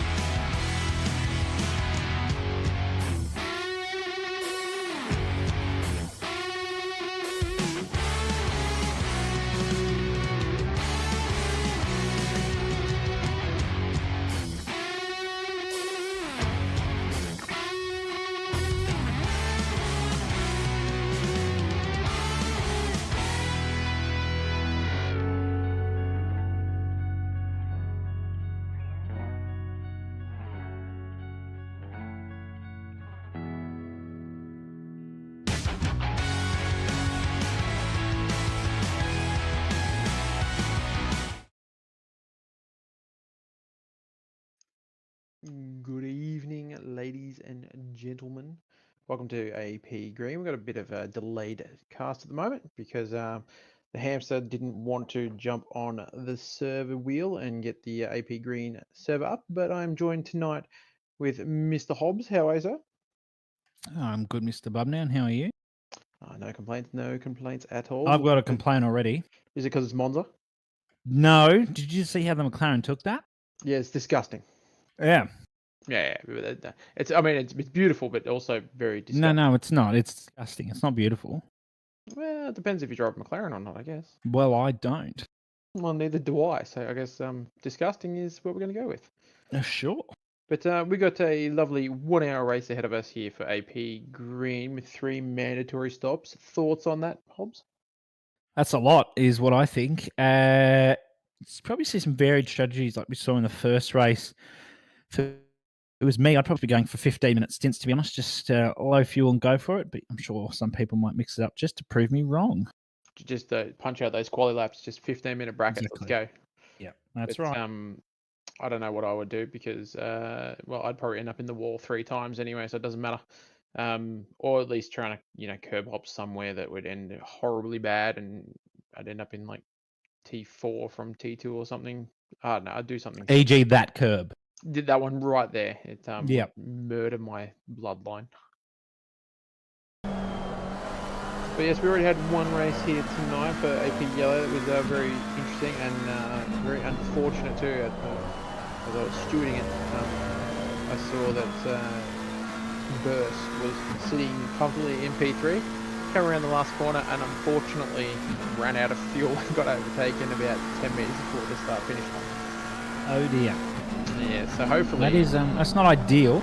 No, but you do need the good stuff to keep the car going. It's amazing what 1 litre of fuel can do. Yeah. So if any of those drivers out there can hear us, extra litre might save you a position. Yeah, or just put a couple of extra litres in. It might save you multiple positions. Yeah. Well, a sick drift. Yeah, mad drift in the McLaren. I actually did have a bit of crack in the McLaren here. Are you feeling alright? Well, I was trying to get back into the swing of, bum in chair time. And at the moment, actually with the man we're on board with at the moment, Tom Maloney was trying to do stupidly fast times, which he is doing right now. Yeah, great. And I thought I'd give it a crack and realised that I do not have the foot control to keep this thing on a straight line. Yeah, I have heard you do need a fair bit of throttle control on this thing. Yeah, I don't. I have big, dumb truck driver foot. I've just, let's go. I'm upset by these times, I'm going to be honest. Is that because they're faster than yours? Well, they're faster than, we're almost faster than mine, but they're in 6 degrees hotter than what I set my time in, but I wasn't in the McLaren. Yeah, but they're in spicy territory. Maybe that's why the 3 stops, is because literally they're playing a very light game of the floor is lava. A light game? Yeah, I mean 39 is a bit spicy. I've seen it worse. Yeah, well, it's still going to be pretty spicy. Yeah, tyres are definitely not going to last long here, so the 3 windows, the drivers will probably thank them quite pretty vigorously, I guess. Because I don't think tyres are going to last much longer than about 7 laps here anyway, as we see that McLaren of Conago a bit wide there through Lesmo 1. For a second there I was going to call it Degner, but that's wrong track and wrong country, but that's okay. I didn't quite completely stuff it up. You were almost there.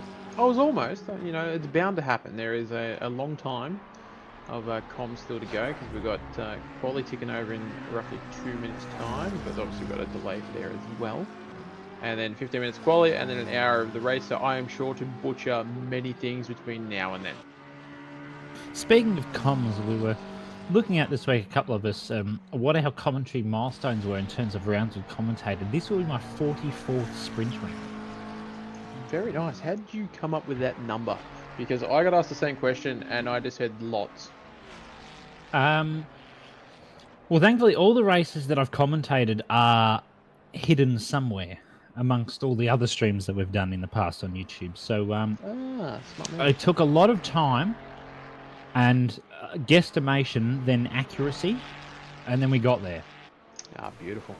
I dare say I would be somewhere in the 50+ mark at a stab, but I could be wrong. Yeah, I reckon you'd probably be right there. And also the question of stewarding, that one was a milestone that came up as well within the OR community, which a lot of members are trying to work out their stats. I'm not entirely sure what their achievement is for, but all I said for that too is I started stewarding in like season 5, so. Wow, that was my 3rd season in OR. Well, there you go. So, I'm waiting for the data to come out between how many races were between season 5 and what are we now, season 14, 13? Yeah, 14, right? 14. There you go. So 9 seasons across multiple splits and rookies, sprints, pro series, endurance, all the fun games. But Nice. yeah, no, it's going to be a hell of a number. I'd say probably 200+. Yeah, I stewarded and commentated season 5. Do you want to guess what my role was in the steward's box? To enter the penalties for everyone. No, actually, it was better than that. Oh dear, was it better than Zero collecting the wall? No, that was a pretty good spin. I'll give him that. 360 no scope for Udacira through. That's not a scurry. Yeah, it is a scurry. Whew. Names, corners, hard. Yeah, it is pretty tough here. No, I drove the safety car. Safety car. And then I proceeded at Silverstone to try. I was trying to turn my lights on, and I proceeded to turn the ignition off. Oh. Yeah. Mistake. And then everyone's going, "What's the safety car doing?" Ignore me. I'm just turning my car back on. Oh well, these things happen. But we got to. Now that the session has ticked over, obviously because the server did go up a bit late for the guys in AP Green, we're going to just wait the, well, we've got 2 cars still on track, so if they invalidate or they cross the line, we will skip through to the qualifying session. Bit of a run. Yeah, Ciclino there going all kinds of sideways, which was interesting. In that Bunnings livery. Like it. Can't go wrong with Bunnings Snag House. No, oh, nice mad drift. I approve. He's done. Well, you're not going to really gain speed through there. Not sponsored by Bunnings. Disclaimer: not sponsored. No, not Just need to sponsored. put that out there. No. But yes, just a good evening to everyone in chat that has joined. Jan, Craig. Bye. The stand. How is Connor in here and then also racing? That, sir. He's just that good. You need to not. He's disappeared now. He's going to go and do his qualifying. As we see everybody decide to roll out. Yep, everyone's out there at the moment. Going to punch in for their, 15 minutes of qualifying? Absolutely. Oh my. That was a bit of a send into turn 1. I thought there was going to be a collision there. Well, there was in the last qualifying, I can confirm. Yeah, it was. Yeah, unfortunately. That's something you don't like to see. No, it's not recommended. No. Just also going to give a shout out and be a bit naughty here, but Scarny, I see you in chat there, mate. You know you meant to exit the pit lane via the entire length of the line and not cross it 150 metres early, but that's fine. Just called him out here in chat. Yeah. No, I can say this with the utmost respect because I'm a big fan of Scarny, but he's got a fanboy. Yeah, I gave him the pen. It was Oh, that's nice. Yes. Did you feel good? I did actually. I did. I love giving my fellow race team members it's just like a Monday, you know. It just has to be done. Doesn't every day have to be done? Why Monday? Because everyone hates Mondays. Yeah, well, that's true. Except if maybe you're Connor in that McLaren. It looks like he's got that dialed in nicely over the bumps and the curves. Yeah. I did see him do some practice laps about a week ago, and he's looking pretty pacey, but I'm not going to put it past Maloney to trump him here because his pace has been unreal. And I've got a suspicion Connor's switched cars. Yes, I do believe. Which upsets me greatly, being a Ferrari driver, that he's switched from that. I'm deeply upset. Yeah, look, he was in a Ferrari, a yellow Yep. badge, and now has gone to the McLaren. But that could be, I don't know how good the Ferrari is actually here in terms of speed over the McLaren, but I dare say, judging by the switch, that the last 2 rounds are going to situate the McLaren on a higher tier than them. Yeah, I dare say you probably won't see too many fezzes up the top, unfortunately, because I know that, what's the word? It's a heap of garbage. Oh, that's not surprising, to be honest. No, I was a bit surprised, I'll be honest. It doesn't get through a Scari in a straight line, as far as the eye can see. Yeah, Unless right. you take a very precise line. And it's very hard to do that every single lap. But, I mean, look at this lap so far. I was just saying, Impeccable. up. Don't worry about this. Nah, don't worry about that, Delta. That's pointless. As well, we're just going to chill out. He was only 8/10 up on a 6-minute 44 lap, so don't worry about that. Look at the time gain to Rascari. Oh my god. Ugh. That was disgusting, but he's invalidated. he's invalidated. Oh, and then Yeah. Tom's hit the wall behind him, so that's okay. That's great. Yeah, okay. Great start to qualifying here, so we'll see who jumps in on pole in un momento. It's probably okay for Connor because that's just an out lap, so it's not really the end of the world. We see Secluna's just jumping on a lap here in his Porsche. He loves that thing. Yeah, he does. He'd be the only person that would. I wouldn't say he's the only person. There's a few out there that do love the Porsche. I'd like to meet them. Hey, may forward your eyesight to My details to Michael Babb. Yeah. Yes. Yeah, yes. Already grilled him on that one. Down to the second chicane now goes Secluna. What can he do? Oh, he just pulled that one up. Very nicely done. Did use the curb there. Don't touch the dirt. Very nicely done. Looking very nice.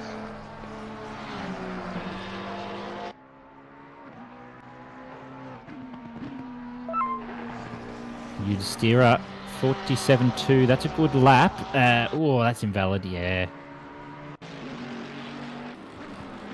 So, Ferrari on pole at the moment. I'm just waiting for a couple of McLarens to come through there before I go and eat my own words.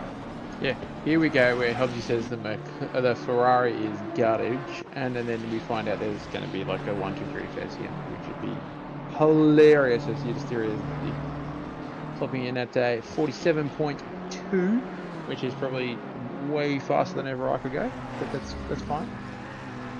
Oh my god. That is not right. No. Connor, what have you done? What kind of crossroads demon deal have you made to make that McLaren sit like that across there? Oh, must have some secret setups, I tell you that. Round the final corner now, through La Parabolica, coming round. This is looking like a pretty good lap, I must say. This could be a 46 here. Am I wrong? No, I'm not. No, you're wow. not. That is a mid 46 to be precise. Only 6/10 faster than the Fez that you used here. But as we're on board here with Johnson, he's up almost half a second as well, but not sure. He's going to get a nice little toe across the line too. He jumps Yep, at P3. Very nice. Yeah, still waiting to see what Maloney can do. So Johnson's going to back out of this, go for a second run. I think that's a pretty good strategy. Udistira now coming around Parabolica. Was up and still might just hold it up. Just can't quite pull it out. And yeah, knows that one is not the ideal lap. So going to come across again. Maybe go for another one, or might just back out and try again next one. He's going to keep going though. As I say, he's got a bit of clear track at the moment, and I think that's what Johnson bailed out. I think he realised that he's got a bit of speed, but he's sort of surrounded by a bit of a field of cars there. So getting out there, going to hopefully jump back out into less traffic and put in a better lap. But I'm just going to shout out, speaking of the BMWs that we just switched in, what is with their speed in a straight line here? I was watching that from the steward's box last race, and they just seem like they're on another level. They're on another level, I believe, on the straight line. Yeah, that's what I mean. Like on. Oh, you are meaning it. They were just literally, as soon as it goes to the straight, I mean, literally Monza is about 4 corners and 6 straights. or vice versa. I don't know. I don't know math, but the car seems not ideal through there. But this section here, it's fantastic.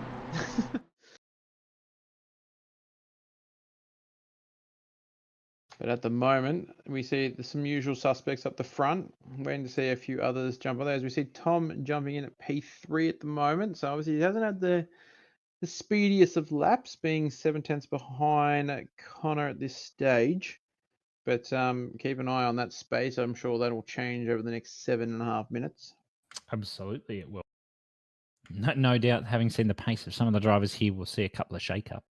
I dare say so. And YouTube is saying that we have no audio in game. Is that a thing? Oh, that's I'm nice. not sure whether we don't actually get that. So I'm sure the hamsters will sort that out momentarily. As that car looked like it glitched on my screen, or it was going to space, or maybe I'm having a computer issue, but it looked very interesting. But here is Danny, the leading Pro-Am at the moment, sitting in P5, which is a phenomenal position to be. Johnson Silver Class in P4 is leading for them as well, and I'm sure we can see an AM down the field a bit later on once we get a full time sheet going on. But that car there has decided I am not continuing on my lap forward. Apparently it's back. Everyone's good. Everyone, welcome to the audio. Enjoy the car. Go Burr. That is indeed most important. Of course. I mean, We've got Pip here to come and tell us how good the cars are. That's great. Oh, hello, Pip. We've even got Aaron O'Brien here, and better. Yeah, look, it'll be fine. It'll be fine. I don't know if it's a good thing I know people by their usernames. I think I need to stop. You need to step away from. Yeah, I need to step away from. Yes, exactly. No, just get more involved. Well, I thought I was already involved enough. No, never. More. Always more. But second last round here, Bub. Now, what's our thoughts coming up to final round of Spa? I mean, you've still got Monza to go, of course. Well, but Monza, great way to finish off. Monza, but yeah, two decent tracks. Monza, I've always found is more of a. I don't mind doing a sort of a hot lap sort of thing. Long-term race. I think I remember having a really enjoyable race a long time ago here when we had the 3-hour endurance series. Oh, so that wasn't horrible. That was a very long time ago. Wow, that was season 1 of the endurance series. Yes, it the was. 3-hour endurance series. I do remember that. Yeah, correct. So I enjoyed that side of things. For the hour stint mark, I don't know whether I'm a big fan of the track for that because it doesn't really offer a lot, if you know what I mean. I think that's why we've got the 3 mandatory stops. But Spa should be interesting. There's always just, I don't know, I've got a little soft spot for Spa. It's because it's Spa, really. But looking like we will have the potential of the 24-hour Spa later on in December. Yeah, can't wait for that. We're going to see you in a very speedy team in car for that one? Well, I can't really give away any... Oh, dear. Can't really give away any details on who I'm driving with or what car we'll be in, because I don't even think we know what car we'll be in. So that's yes and yes for those that want to hear the code. He is in a fast team, in a fast car. Well, we don't know. Custom BP, of course. Same with the upcoming 12-hour Masana. We're going to see you there, Bubnia. You shall. I will be cruising. So who's your teammates and what are you driving? The car at the stage is nothing. Because we've decided, oh, what about this one? No, what about this one? Oh, what about this one? And yeah, nice. We've done like 5 cars and... No one likes any of them. Well, we kind of like some, in other areas and so on and so forth. As you do, you try and find the happy medium to make the drivers all happy, but at the moment we've got a little team of 4 of myself, Picky, Rob Maddox and NZ Mike. Oh, look at the championship on the right. Tom Maloney, 23 points ahead of Connor Hind, who is 122 points back from Maloney. And then Johnson leading the silver class, just over 150 points there from Cicluna. Barker's not too far behind in that contention for podium. Hingston as well. Yuzman and Hackey, 4 points between the M class win there in class. Can't wait to see how that one plays out over the next 2 rounds. Very nice. But as we see there, with the second Pro-Am of Kong, not too far behind Danny either. That's what, about 60 points from quick maths. But it's looking quite tight for the last 2 rounds. So definitely look out for those point sitters to be fighting tooth and nail to try and extend those gaps, or, you know, if you are having a bit of a bad round because one car is better than the other in terms of BOP, try and just negate the damage of losing points. But good to see there's some nice close battles, and I dare say a few drivers in their class respectively will be getting a bit of a push up into their next class. AKA Johnson, welcome to Pro. Welcome to Pro. Yes, exactly. It's great to see some drivers really elevating their pace and, you know, showing where they could really be in class. Some being Pro, some being Pro-Am coming up to Silver, or Am coming up to Pro-Am. It's exactly what you want to see.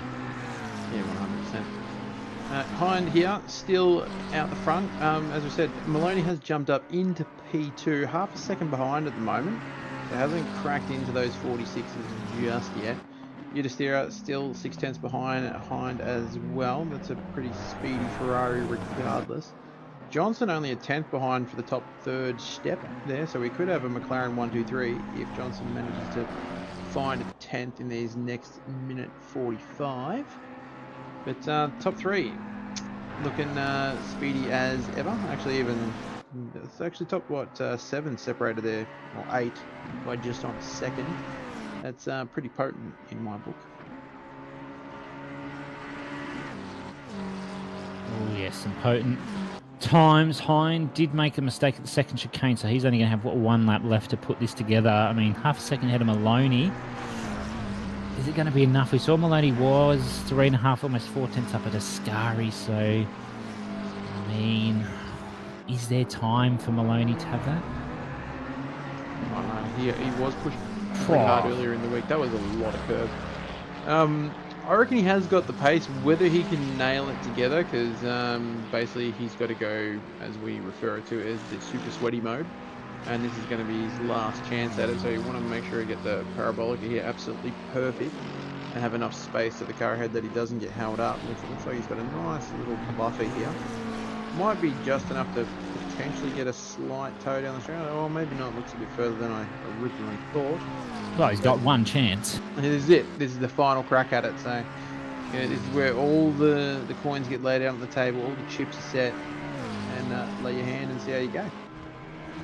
All the eggs are going into the basket here for Maloney if he wants pole. Hind at the moment still leading on that 46.6. I reckon if Hind does manage to extend that gap, I reckon Maloney's going to be in trouble. Yeah, look, if Hind can go much quicker than that, which he's at 2 tenths up at the moment, which is just utterly disgusting.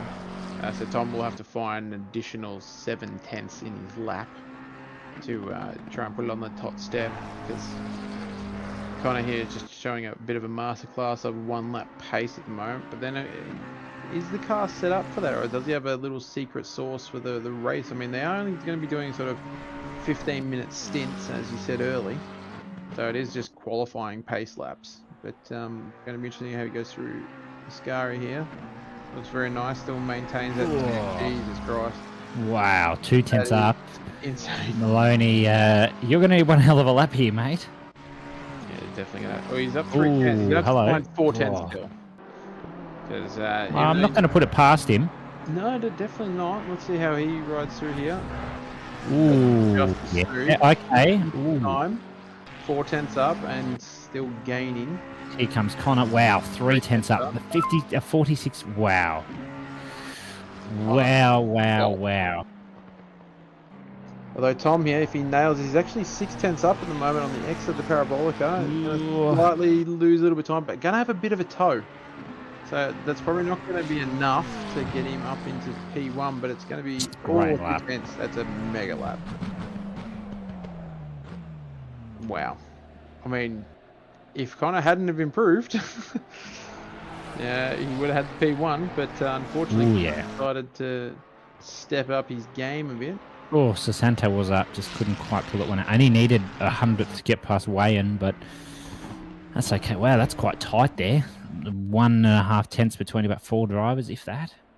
Yeah, as we always seen, there's that sort of those battle groups, like the top sort of 4 or 5 within that couple tenths of each other. Then you go down there and another couple tenths of each other, and so on as we progress through the field. So there's going to be some tight battles on the field. Definitely, probably some strategy might take place. A few people might try and dive in early. I do believe we still have a 5-minute pit window off the top of my head. No pit window have been confirmed. So you can just come in at any time you want. So maybe if there's a Pitting on early, the first lap wouldn't be the worst idea. is what I'm thinking, or maybe if there's a bit of a safety car, you might be able to come in and do a bit of a sneaky one. Well, you can't pit on the safety car. Yeah, actually, you might be right on that one. I didn't read. Well, you should know if you're a steward. Well, I didn't read everything on this. All right, No, but if you're a driver coming to compete, read all the rules. Yes, don't do it nosky. Don't do what Bub Now's Read what doing. the Just read the rules. But of course, as we said, the rules are 60 minutes, 3 mandatories, no pit window, pit when you like, go for whatever strategy you like. See how it plays out. So yours is the 15-minute strategies, clearly. Well, knowing Monza, you could almost go for a lap 1 pit. And then just do 3 20-minute stints, yeah. I guess this will come down to typical. Will your tyres last that long? Yeah, especially in this heat because it's insanely hot. As we come through for the second last time of the season, checking out the grid. Look out. Seeing the usual such a stuff. sucker for the Castrol livery. It's just Johnson. It really dings your bell, doesn't it? It does. It really does. It's nice. It's subtle. It's clean. I think it's just that it's been around for so long that it sort of resonates a little bit.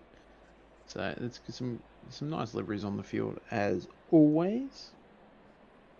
It looks like the camera agrees with us because it gave a bit of a nod there. Or is the camera growing and then is on his knees again and he gets off his knees again? How flat? Yes, all of the above. Great. We're just being told there'll be a restart of the lobby as P19 got put into the pits for 0 reason.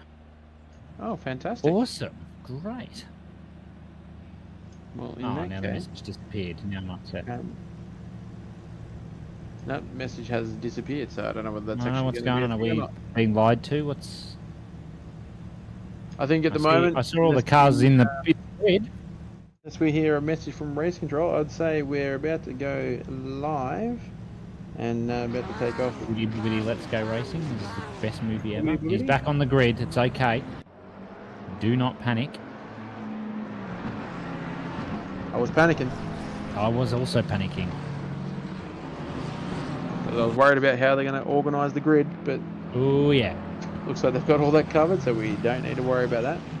So as we how we do that? No, I'm definitely not skilled enough to go through that procedure at this time of night.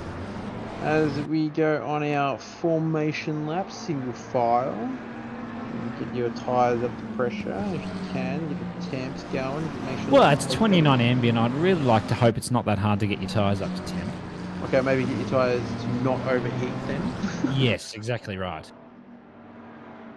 No overheating tyres and no overheating brakes with a turn 1 and turn 2 coming like you do at Monza. I think that'd be ideal. Yes, 2 massively heavy braking, but don't overheat your brakes. You'll be fine. It'll all work out in the wash. So we got an hour here. We've got 2 McLarens on the front, followed by a Fez and a McLaren. Getting a trend there, obviously, from those 4. But do you have a shout for the win tonight? Ooh, it's a tough one. I'm gonna go. I'd like to back my boy Connor, but he betrayed the Ferrari people. I've got a feeling on strategy. I reckon Maloney might have it on pace. Connor, but if there's strategy involved, I reckon Maloney might have this. Good shout. As much as I'd like to agree with Stick Death and saying Castrol 100% winner and back Luke Johnson. Wow, who knows? He might prove me wrong. I'm more than happy for him to prove me wrong and win the race. Look out. I'll back him for the silver class win. Yeah, as if you wouldn't. Well, yeah. He's been very consistent getting top 5s of recent, so that wouldn't be out of his wheelhouse for sure. Barker there to be one to watch out for, not too far off the pace there, sitting in P7 as we see the field go double file. Look out probably for the danger man too, probably Hignett in the Merc, could be a little bit of something to watch. Not sure how good that is here, but he's always speedy, so keep your eyes peeled for that one.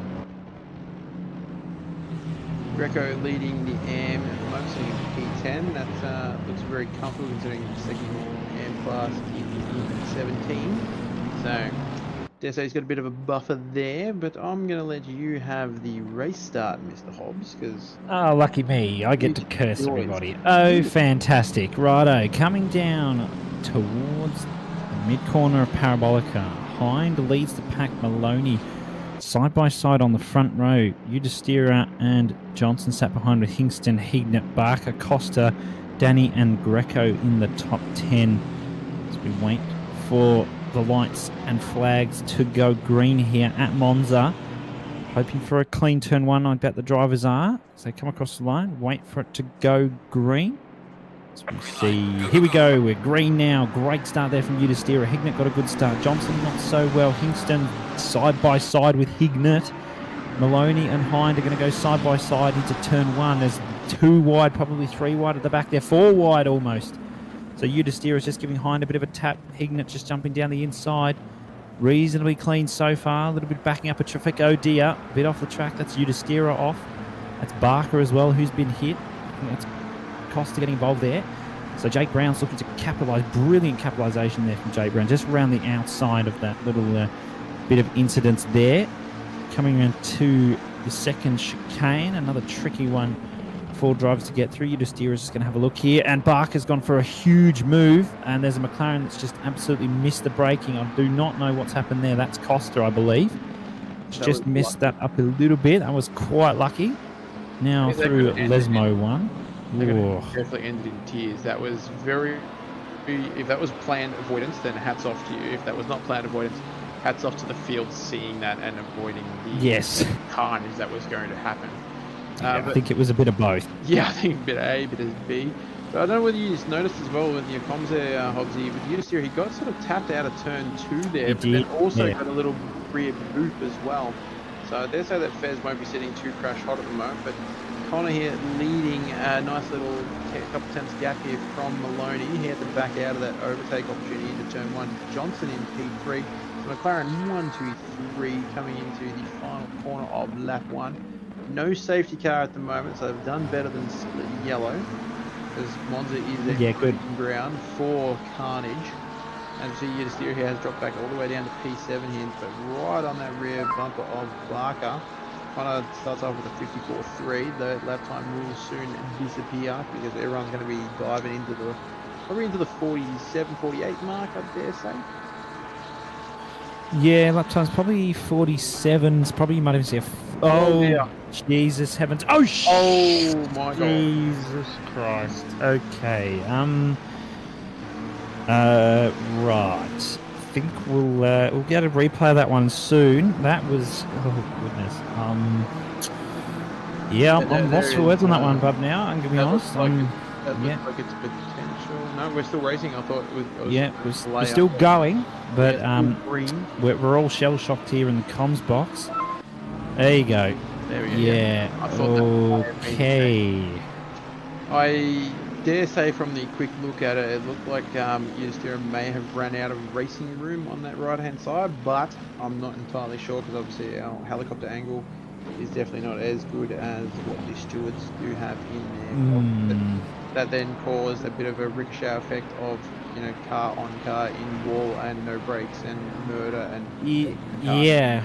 There's a lot to unpack there. I do feel extremely sorry for Jake Brown there, just a complete bystander, just getting absolutely nailed. It was like a bullseye, honestly. I've never seen anything so... It wasn't anyone's fault. That's just exactly where it happened. It was definitely... oh my God. Oh my goodness me. Oh. Okay.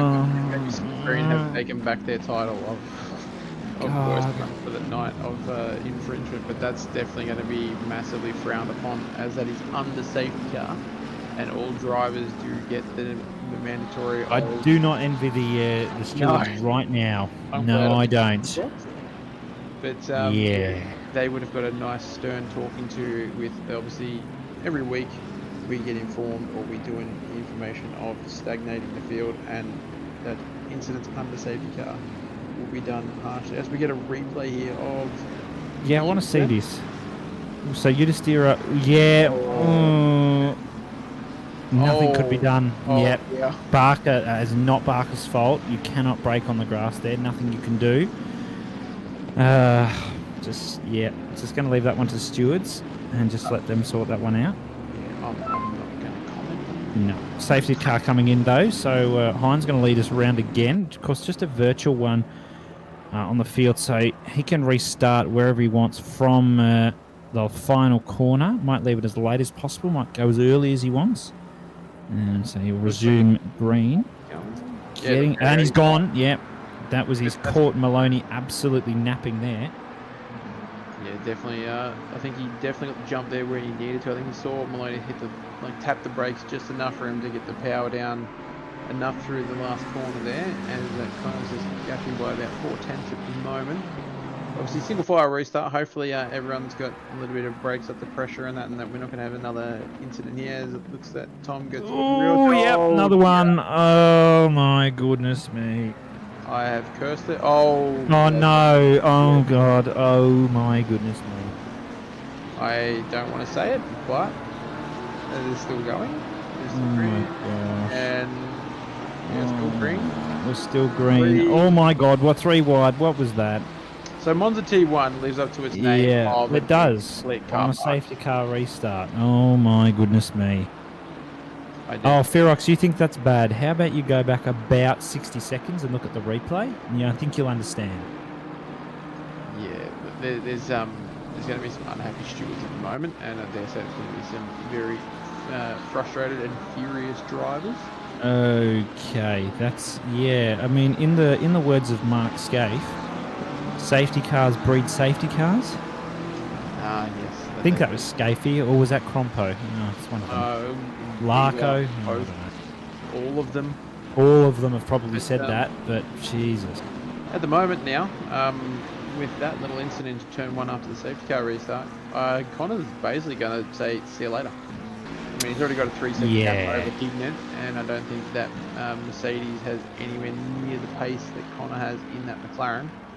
So I dare say this might be a bit of a whitewash at the moment, but we'll see how we go, because we've still got 50-odd minutes of racing here and still 3 mandatories for everyone, so long way to go in that respect. Anything can happen, but Connor already into the low 47s.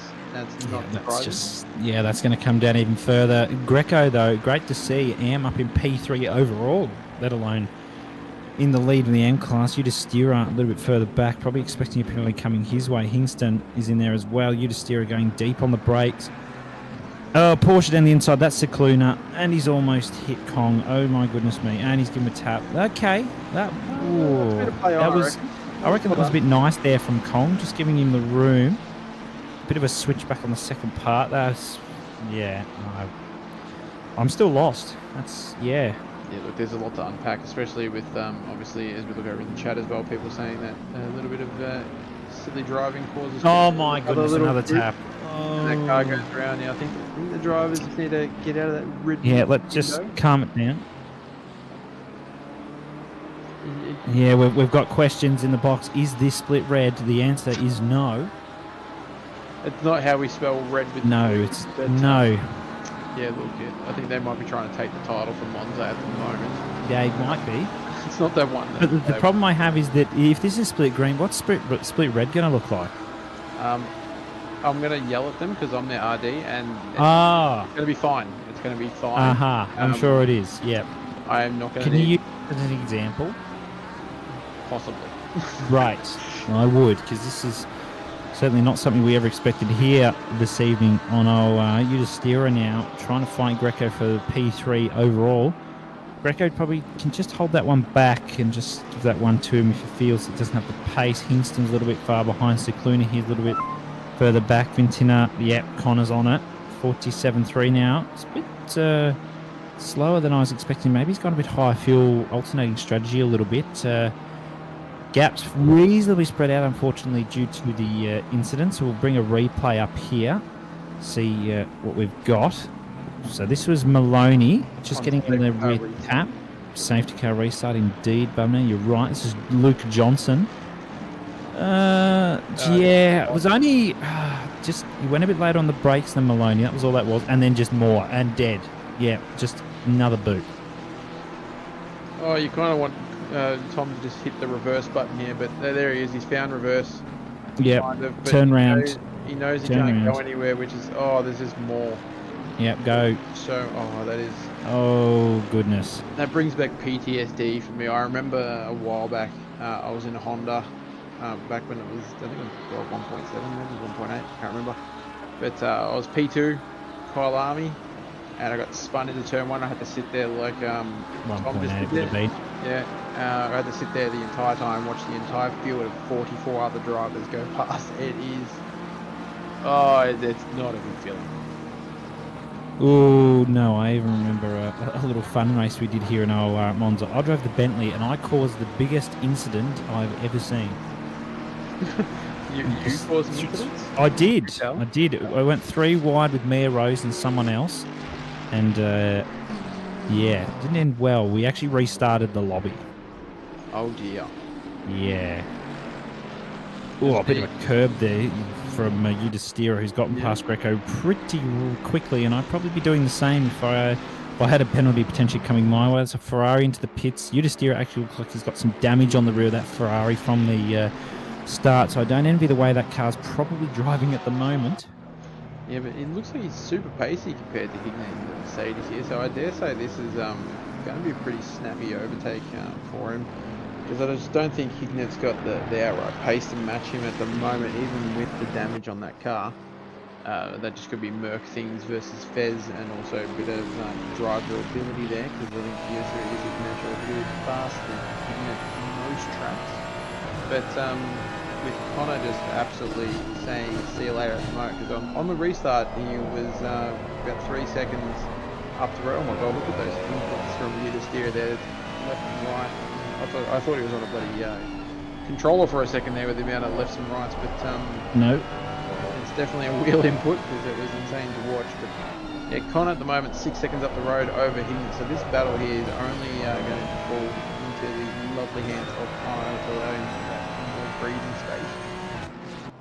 But yeah, definitely see that at least half the field's got some pens looming over their heads potentially at this stage, but the stewards have 48 minutes to rectify that, or at least attempt to, because there's a lot to unpack and a lot of different... I hope Race Control Bot has had a few cups of tea. My goodness, that's Hignett straight off the track there. With the camera angle, I don't want to say that was assisted, but it may have been assisted. No, I don't think it was assisted. I think it was just too much... Well, I say too much curb in the Merc. Maybe it was assisted. We'll have to get it, maybe just a quick replay on that soon.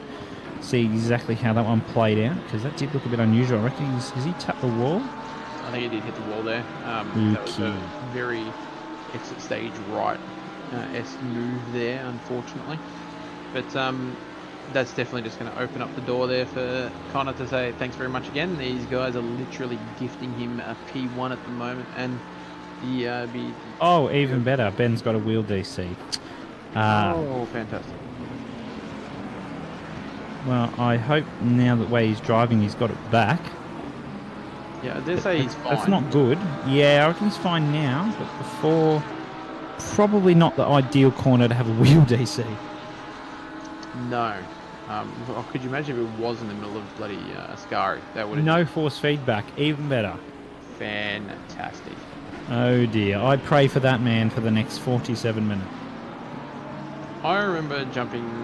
Oh god, you can tell from the car it's swerving. He has no idea what that car feels like. But I jumped in one day thinking everything was fine and didn't realise that the software had updated on my wheel, and I didn't have it, as we see a replay here. And there's the disconnect. Yeah, disconnect right on the X. Oh, that's just okay. Well, good to see that there was no contact there, but that is going to be the worst time for a wheel disconnect. Ooh. But yeah, as I was saying, I remember... Oh, Maloney's on it. Oh, Maloney, 47-1. Look out. Now I've lost my train of thought again, but that's fine. I'll come back to it when it registers in the brain box again. That's fantastic moment. Force feedback, yes. Updated, jumped into a lobby, tried to realise what I was doing, couldn't work out why the car absolutely felt horrible, and then realised about 20 minutes into a race that I had no force feedback and was driving about 4 seconds a lap slower than I should have been. That's not ideal. No. So yeah, hopefully Ben's got that sorted, or at least maybe attempt to get sorted. 10-second penalty for lap 1 for the steerer there. So at least they're looking on lap 1. I'd hate to see what the later penalties will be. I'm sure we'll get race control updates very soon as they slowly work through all the chaos. But on board here with our leading silver class, Hingston at the moment sitting in P4, chasing down Greco. So that'll be for the bottom step of the podium as well. But Greco leading the AM class and sitting currently in P3.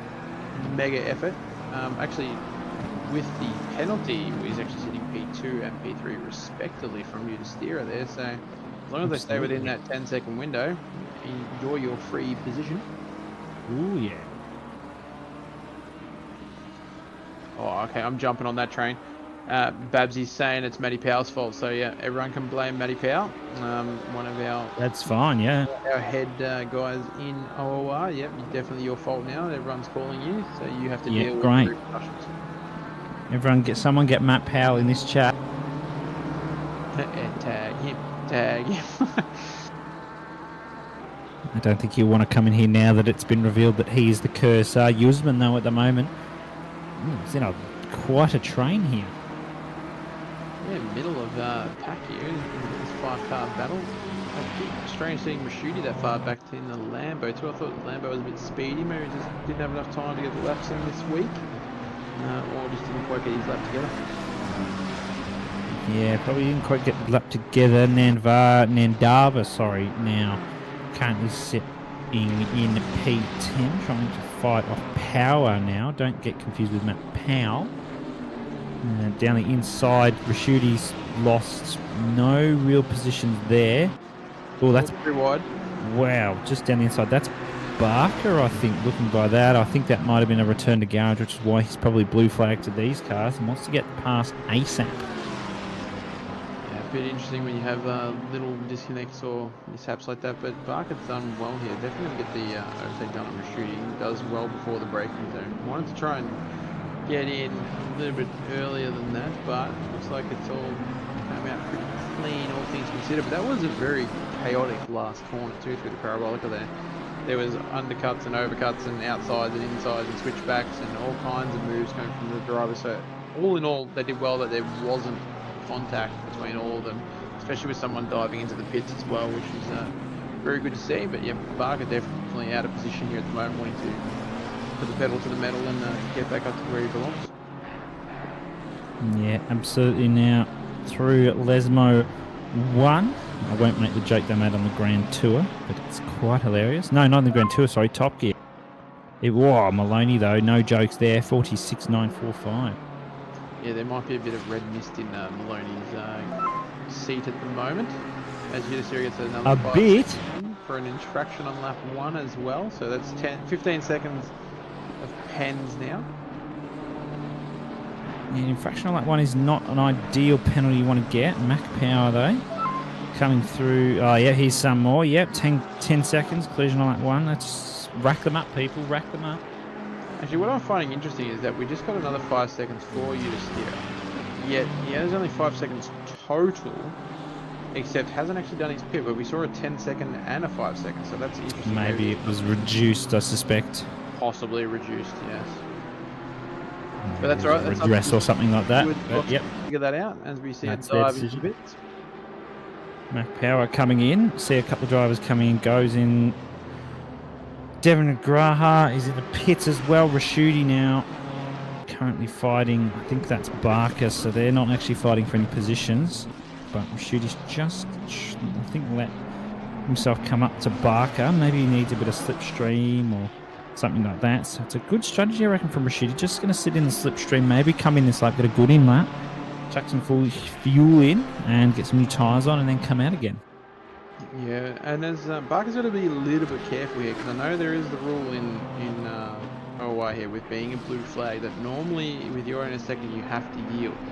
But if you are unlapping yourself, you do have the chance to do so. And I think we give you a one or two lap chance to actually Yes, gap correct. that 1 second window. And if you don't, unfortunately, you have to yield, and then basically, yeah, you're done and dusted until your next sort of stint or next pit stop where you can try again. So he'll definitely want to try and gap Rashidi here.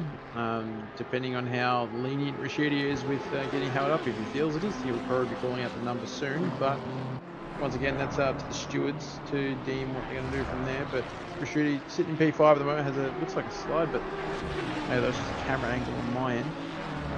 Looking very pacey regardless. Currently sitting 5th, as I said, has already done a stop as well. So only 2 stops remaining for Rashidi. Yeah, and interesting, Maloney has pit again. Yeah, So he's going to take... He already took 1 stop, so he's going to take another one. This is an interesting strategy from him. and trying to jump out into that clear track. And then just basically hot lap for 20 minutes and then do those 20-minute stints, as you said earlier, is another alternate strategy. Obviously, with being that contact and being that far down the field from, I think it was that safety car restart, his strategy would have changed dramatically. Yeah, But Barker jumped out of the way.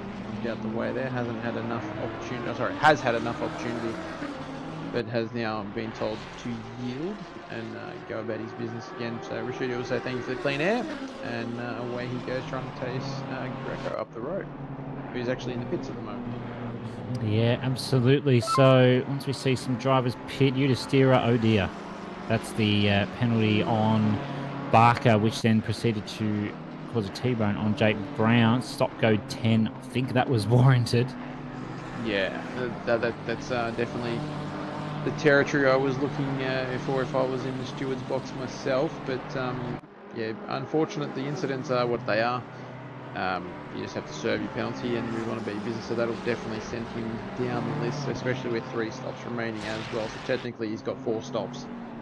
So I don't think we'll see him too far up the pointy end of the field for the rest of the race, providing Udistira stays in, which every driver should stay in the race. Obviously, you know, rage quitting is a thing. We've all done it. It's not really the best thing, but, you know, be a good sportsman and hang it out, and, you know, cop it on the chin and move on. As we see Hingston here diving in for his first stop of the evening with 38 minutes remaining in the race, and same with Udistira. He's doing his stop go 10 at the moment. Yeah, so warranted penalty there. Let's see what happens now. Danny in the lead, but needs to pit stop. Yeah, and there's also our Pro-Am class leader at the moment, and I dare say he's got enough up the sleeve, because Go in P10 is quite a substantial distance behind. So I think even if he was to pit, he'd still be the outright Pro-Am leader at this stage.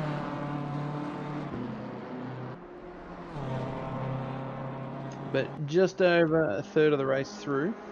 Sorry, I cut you off there. But well, that's our background of our comms box commentating. I get confused. It's fine. I got a little confused, but we're moving on. Rashidi P2 at the moment. Only 7.5 seconds behind Danny. I'm not sure what the speed difference is between the 2 drivers at the moment, but I dare say, judging by class and class alone here, and previous knowledge of the 2 drivers, Rashidi is probably a little bit more pacey at the moment. Ooh, yeah, absolutely. Now, I'm just losing my mind. Where's Hind? Yeah, I was about to say, he's actually behind Rashidi, so there's definitely been an incident there, because Hind realistically should have been in the lead. So Rashidi's made his way up beautifully. Udistira's got that penalty, still hasn't pitted anyway. So at the moment, Rashidi is in the lead. I wonder if there was like kind of came out in just like dead traffic sort of thing and had to battle his way through it. Although there's not that many cars around, so that doesn't really see that on the track map itself. But that doesn't mean that it didn't happen, because obviously a lot of stops have happened now, because everyone's looks like most drivers have ticked off at least their first one. Some have ticked off 2. So maybe he's had a big off, or maybe there was some damage. I'm not sure, but look, car looks fine. yeah, as I said, the car looks very pointy regardless. Obviously, he will sort of retain a little bit of position once Udistira pits. Obviously, here's one, and obviously Danny's in the pits at the moment.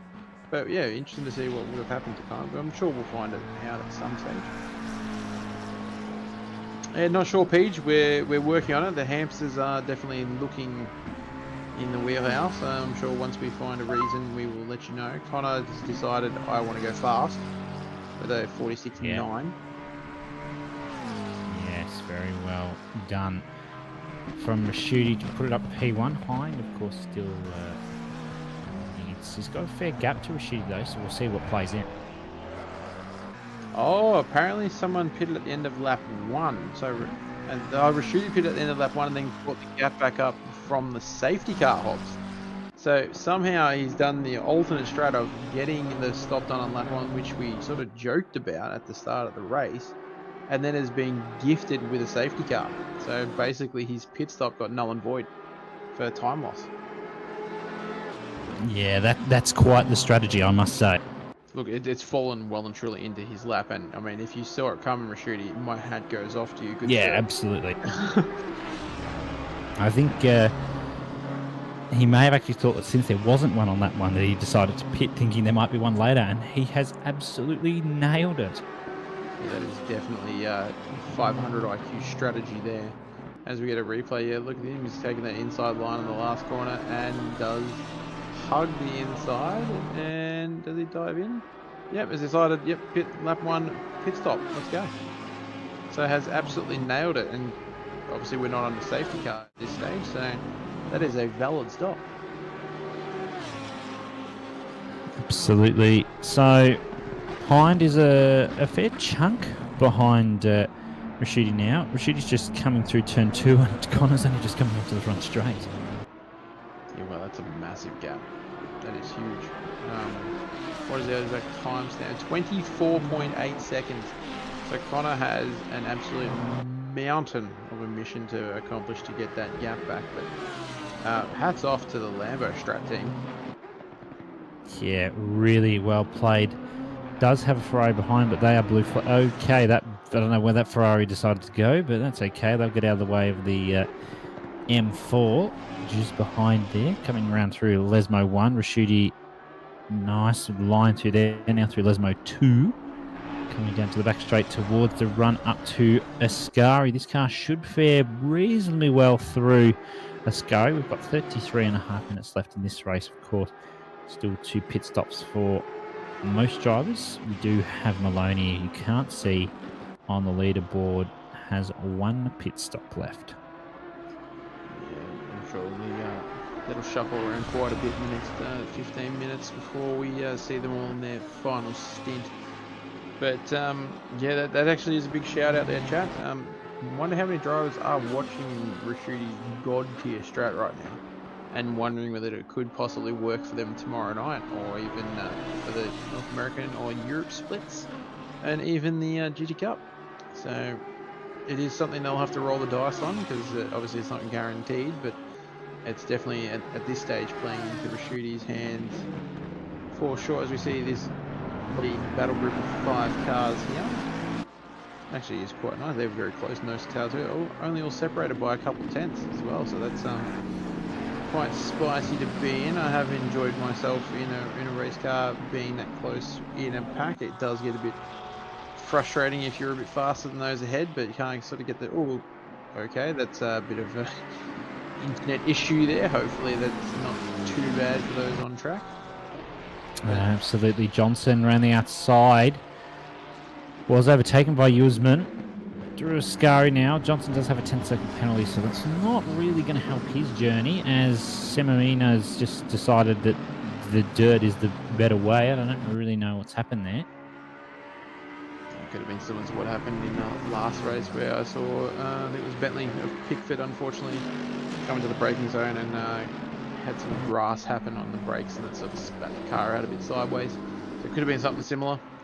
But moving back on board here with his battle with Usman and Johnson. Looks like Johnson ducking into the pits. Doesn't want to be involved in that anymore. Going to serve that pen. Tick another one off the mandatory, and then go back out about his business. Get some fresh rubber on and off his trot. Yeah, absolutely not the worst strategy, but of course the penalty is certainly not going to help out there. Wirra One's just jumped into the pits as well. Wants nothing to do with any of the cars around them. So 111 Ferrari comes in for the second mandatory pit stop, and we'll see how that one comes in. I think that's Mahedin just at the back there as well, who's also jumped into the pits in the 433 M4 entry. And on board here with Cicluna now, who is very much trying to hunt down Greco. 1.6 is the delta. I reckon it's a bit lower than that now. I reckon they're probably under a second, and I'd be right. I reckon, yeah, Greco's really struggling here, really struggling. So Cicluna needs the run here. If I was Greco, if you've cooked the tyres, maybe I'd look to pit at this point. So if you're that slidey. Yeah, if you're that slidey, I'll be pitting Cicluna. Or maybe even Cicluna could pit if you reckon he's going to have a better pace. That's what I'd be doing. You know what? You've just got the overtake done. You've got 30 minutes left in the race, 2 15-minute tips because you've got 2 stops remaining. Duck in. New tyres, let's go. But they both proved me wrong and staying on track. Yeah, that's how it works, didn't you know? John, technically no, but because there was no safety car called when Rashuti dove into the pits, his stop is valid. Absolutely nothing allowed under the safety car. If it comes before, then you are good. I believe if you're in the pits and they call safety car, it is still allowed because you were in the pits before it was called.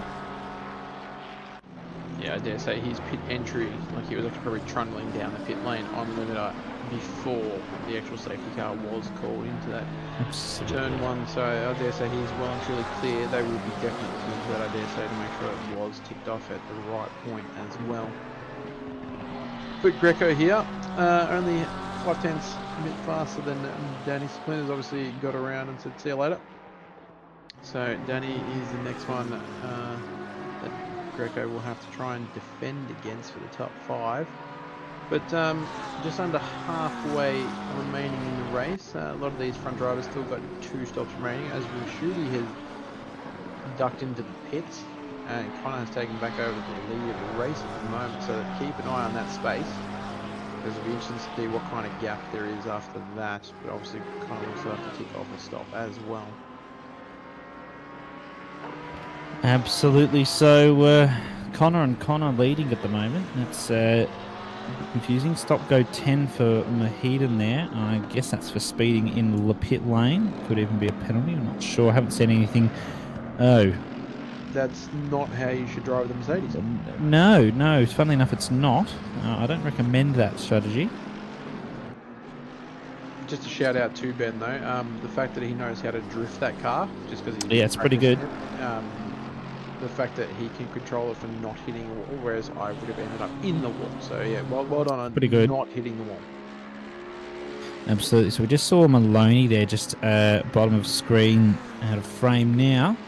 So he's only got 1 stop left. A lot of these drivers still have 2, so it's not the worst strategy considering what was given to him from that tap on from Johnson. There you go. So there was the Mahedin stop go 10, causing collision lap 2 under safety car. That might have been the one that we saw The a little bit earlier. Exeter Lesmo 2. Yeah, I dare say that was a fair paddling as well, because as I said earlier, the drivers know safety car and you're not stagnated or ghosted. Yeah, you do get slapped with the big stick, unfortunately. But yeah, Tom's definitely to watch out for one. I mean, he probably won't be up in the top 5, depending on how things go. But considering the stuff he's been dealt tonight, I think he's looking at definitely a top 10 finish at least. With 1 stop, when he's only P13 now, so 1 stop is going to come ahead of Cicluna here, which he does. Dives in front, beautifully done. But yeah, he's definitely going to be pacey, so we'll see how it plays out. No doubt at all. 27 minutes left. Yes, pro tip there from Firelord. Don't hit people on safety. That's a pretty good tip. Everyone note that one down. Oh, the pro strategies of Kovac Strategy Center, which is not that fantastic from my strategy center, but then again, I'm special behind the wheel. Is saying that Tommy could probably end up P3 depending on how he's going. But Connor's in for a bit. He's going to tick off mandatory number 2. Where is Rashuti on track? He's currently P6, coming around the last corner here. So last time I remember, the gap was roughly about 24 seconds. So he's now heading rapidly down to turn 1. Kind of looks like he's still stationary at this stage. So yeah, Shooty takes over the lead for the race at this moment, but obviously the time boards will not update until the first sector because Kunos things. Connor is moving though. Shooty's exiting turn 2, going down the big sweeper now. Yes, Scarny, pro tip and silver tip or whatever you want to call it. Yeah. Follow the pit line as you meant to. Yeah, absolutely. Does the Kovac Strategy Centre, knowing the people that are in there, include tea and coffee and biscuits and some golf clubs? Look, just because we're all old men with No, kids. I wasn't specifically suggesting that. No, it doesn't really have the biscuits and that, but the golf clubs is probably almost mandatory. Yep. You know, Is there a midlife crisis in there? oh, probably at least every second day. Great, yep. And there's a convertible in there as well? Well, mine's got a sunroof, so technically. Yeah, good enough. Close enough's good enough. Connor here, back up to speed as we see yellow into Lesmo 2 there. That looks like a number of... Not good, that's Hignett, yeah. Yeah, so I dare say that Mercedes needs some fresh rubber. Definitely would be well and truly cooked. He's just had some fresh rubber. We're trying to find where his car is. There it is. There. We found it. It's not looking too horrible, so not sure what's happened there. I reckon he's probably just lost it, maybe hit the grass or something like that. That's okay. Get back underway in that 471 Merc entry. Through a Ascari now, that thing looks in tip-top shape. No, I say that. Still better than I can do it. Wow, that's right. I thought it was going to be in a bit better shape than that, but that's okay. Down towards Parabolica now, in his own little bubble at the moment. He's got 5 seconds of cost drop ahead, and that's Jake Brown, who was involved with that early T-boning, I guess we can call it, down in, unfortunately, in P26. So still only a couple of drivers to pit. Hignett's going for the final pit stop because I think he's cooked the tyres. Yeah, those tyres in the Merc are done. As you saw him, the exit of Parabolica there, he was a slidey boy. So I dare say he's decided, no, I'm going to go for a bit of a longer stint and do the last 20 odd minutes here on his last set. And just try and get those laps in and see where he ends up. Hopefully well back up the field a little bit, and we see a few more cars there exiting the pits. So a few other drivers ticking off a few mandatories there. As we look on the board there, Jones has actually done mandatories already. Let's see what happened. And grass bump, grass dead. And has actually done quite well. Yes. Considered. Merc Tings doing Merc Tings. Merc shouldn't do that. Okay, maybe it's Hignett doing Merc Tings. Hignett, yeah, it's possible.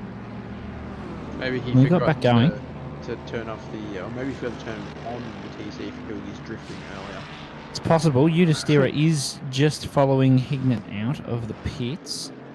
So Udistira served that penalty. Udistira does, of course, have a thing called damage on the rear of that Ferrari. So that's not an ideal situation. And it's not going to be ideal, especially on the rear. But I'm sure we'll try and get that one under control. Just saw Kong up ahead. So see, just a couple of drivers probably getting lapped here. But not too long now, 22.5 minutes left in this race. Yusman's got a 10-second penalty. Wayans just finished the pit stop. Wirawan's coming in for the final mandatory stop as well. You might see some drivers probably in the next 10 minutes look to conduct their final pit stop if they're going to have a 10 to 15 minute final stint, or they might even go for a weird strategy where they pit with 5 minutes left or something silly. There's many things to play out. Yeah, as Rashudi's sitting P3 at the moment, still behind Danny and Hingston, but they've also still got to do their second mandatory, so they're definitely leaving their run a bit later. Oh, he goes very wide there through Lesmo 1. Touched a bit of grass, but didn't end up like Hignett. Actually managed to keep it some wheels on the black stuff. So the car didn't decide to do 360s and loop-to-loops, but Connor, yeah, he's still behind, but only 18 seconds, so that gap has dropped by about 7 seconds after that pit stop round. So what quick math was, about 34 minutes remaining. I think he was about 25 seconds back, so possibly might catch in the final stint, but he's going to have some mega pace to do it. All going to come down to traffic and last pit stops and all that kind of stuff. So Connor will be, you know, the old saying, head down, bum up, and away he goes. So just hearing there that Hind is actually lapping 1 second a lap quicker on average than Rashidi at the moment, which doesn't bode particularly well for Rashidi, considering there's probably, quick maths tells me 15 laps or so, 14, 13, probably 13 laps because there's a pit stop in there.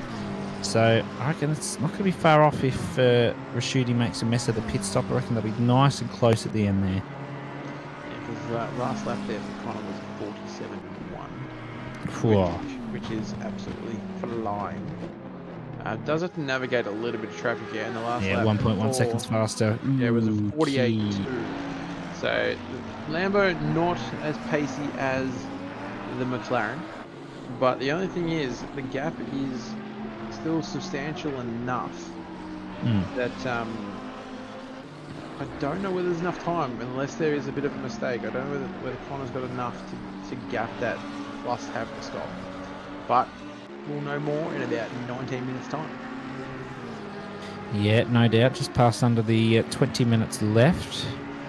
Everyone has completed their second mandatory. Most drivers have 1 left. Some actually have none, so that might make the effective order change a little bit come these final stops. Rashidi's using absolutely all the curb at the moment. Needs to push that car as much as possible. Probably knows Hind's pace. Pretty quick overall. You can probably see him on the Delta as well. So not an ideal situation here for Rashidi, knowing that he's going to have less pace than Connor, but he does have the upper hand with the strategy. So is he looking to pit? No, he just went for a more tight line through Parabolica. I thought he was going to, excuse me, come into pit here, but that's okay. Johnson's got another 15-second penalty for causing a collision. That will be the one on Maloney. Maloney, that's right. So the bad day at the office for him, and I probably cursed him for saying he was going to win silver, so ignore me on that one. Vinton has also got a 15-second penalty for causing a collision on lap 4. A lot of collisions coming in. I think the stewards have finally made their deliberations overall. I can't blame them for taking as long as they have, considering the amount of stuff we did see, and obviously the amount of stuff we haven't seen as well, as Danny gets 15 seconds for a lap 3 incident as well. So yeah, they're definitely ticking through those penalties, trying to get them all in before the last mandatories, obviously, so the cards can serve them. Otherwise they'll just be tacked on at the end of the race. It's a bit of a post-race pen, but hidden it here is on the back end of this car ahead, but can he get the car actually going in the straight line? And is that Rashidi behind?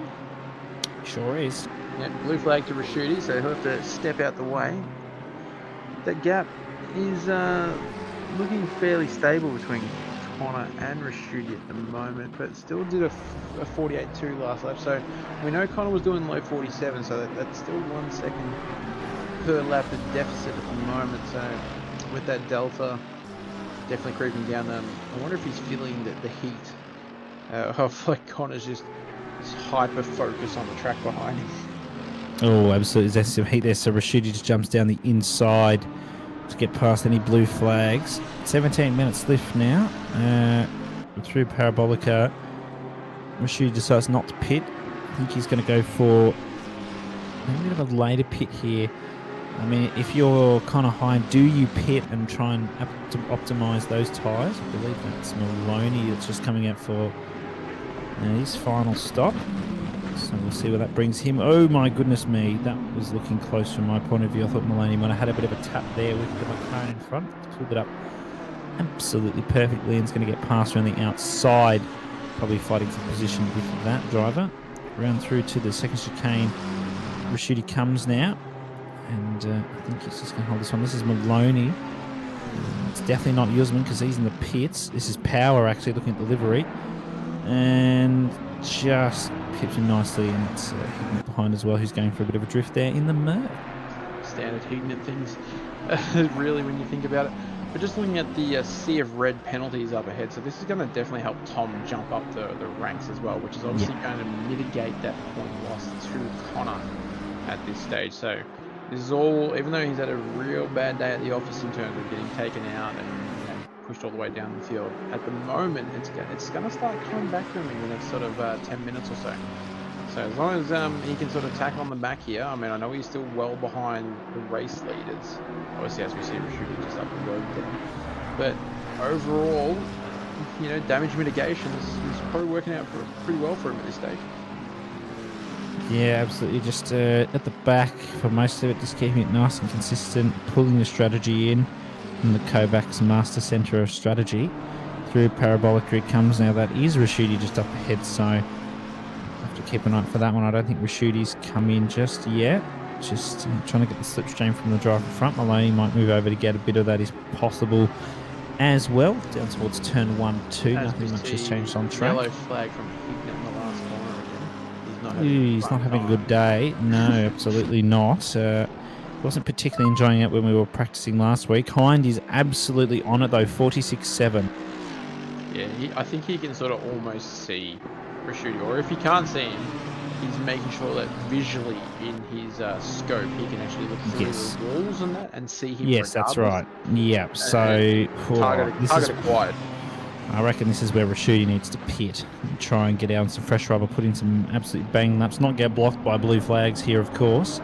Well, that M4 just moved out of the way. Yeah, sorry to interrupt you there. This is where it's beneficial for Connor at the moment. So you can see on the track map that obviously we're going through Lesmo 1 here into Lesmo 2, but Connor's got nothing around him. He's literally in no man's land, clear track. Ideal situation for tracking someone down. Whereas Rashidi has to navigate those blue flags. So that's also going to help that lap time deficit come down. As we see, he's within 14 seconds at the moment. With 14 minutes remaining, he only has to do a second a minute. If that is, you can work that out across the lap. Yeah, it's probably going to be... Yeah, about just under, I reckon, about 8 or 9 laps. He's almost going to need 2 seconds a lap, and I don't think he's going to be able to pull that out. Yeah, it all depends on if Rashidi decides to duck into the pits anytime soon, but this might be a reactive thing too, because if Rashidi dives in and Connor sees him dump into the pits, with having that clear track, does he still manage to belt out a absolute blistering lap time while he can? Or do you follow suit, get the fresh rubber on, and then just see how you go? Or do you pull the trigger and go early? Because it's going to need to dive in for one more, and at the moment that line doesn't look like it's going to be the case. No, just looking at that traffic, I think both drivers are going to be in a really bad position here. And you can see that line of, I reckon, about 8 to 10 cars just coming through Ascari. I reckon that would roughly not be far off where Rashidi might actually come out of the pits, and that's not where Hind wants to be either with the laps that he's doing. So he needs to try and stay out as long as possible. I'm hoping, maybe for their sake, that the drivers all come in this lap, and that will give them the gap they need. Rashidi's actually let Maloney pass, knows he's doing the faster pace. So Maloney's trying to make up for the lost time after the incident with Johnson at turn 1 on lap 3. Round Lesmo 1 now, he comes now out of the exit. Nice run overall. Of course, as we said, Rashidi's not doing the optimum pace of Hind, but consistency is key. It is, and I'm just going on that consistency. I was just watching the split times. As we crossed the line, he was 14 odd seconds down. So there's Connor from Rashidi. Now 11 seconds. So just in that first sector, he's taking just over 3 seconds off his time from Rashidi. So I don't know whether... I don't think it was a let Tom by. I think there may have been a mistake that we didn't quite get on our feet. Possibly, absolutely. But now is the chance. Like Connor, you're 11 seconds behind Rashidi. You're having a bit of trouble too. But Connor's about to hit traffic, so this is where it comes a real, roll of the dice. Like, do you dive in, get the rubber for the last 10 minute stint, as Rashidi does, and now does Connor react, or do we see Connor just decide, no, I'm going to try and do like a last lap stop? Oh, there you go.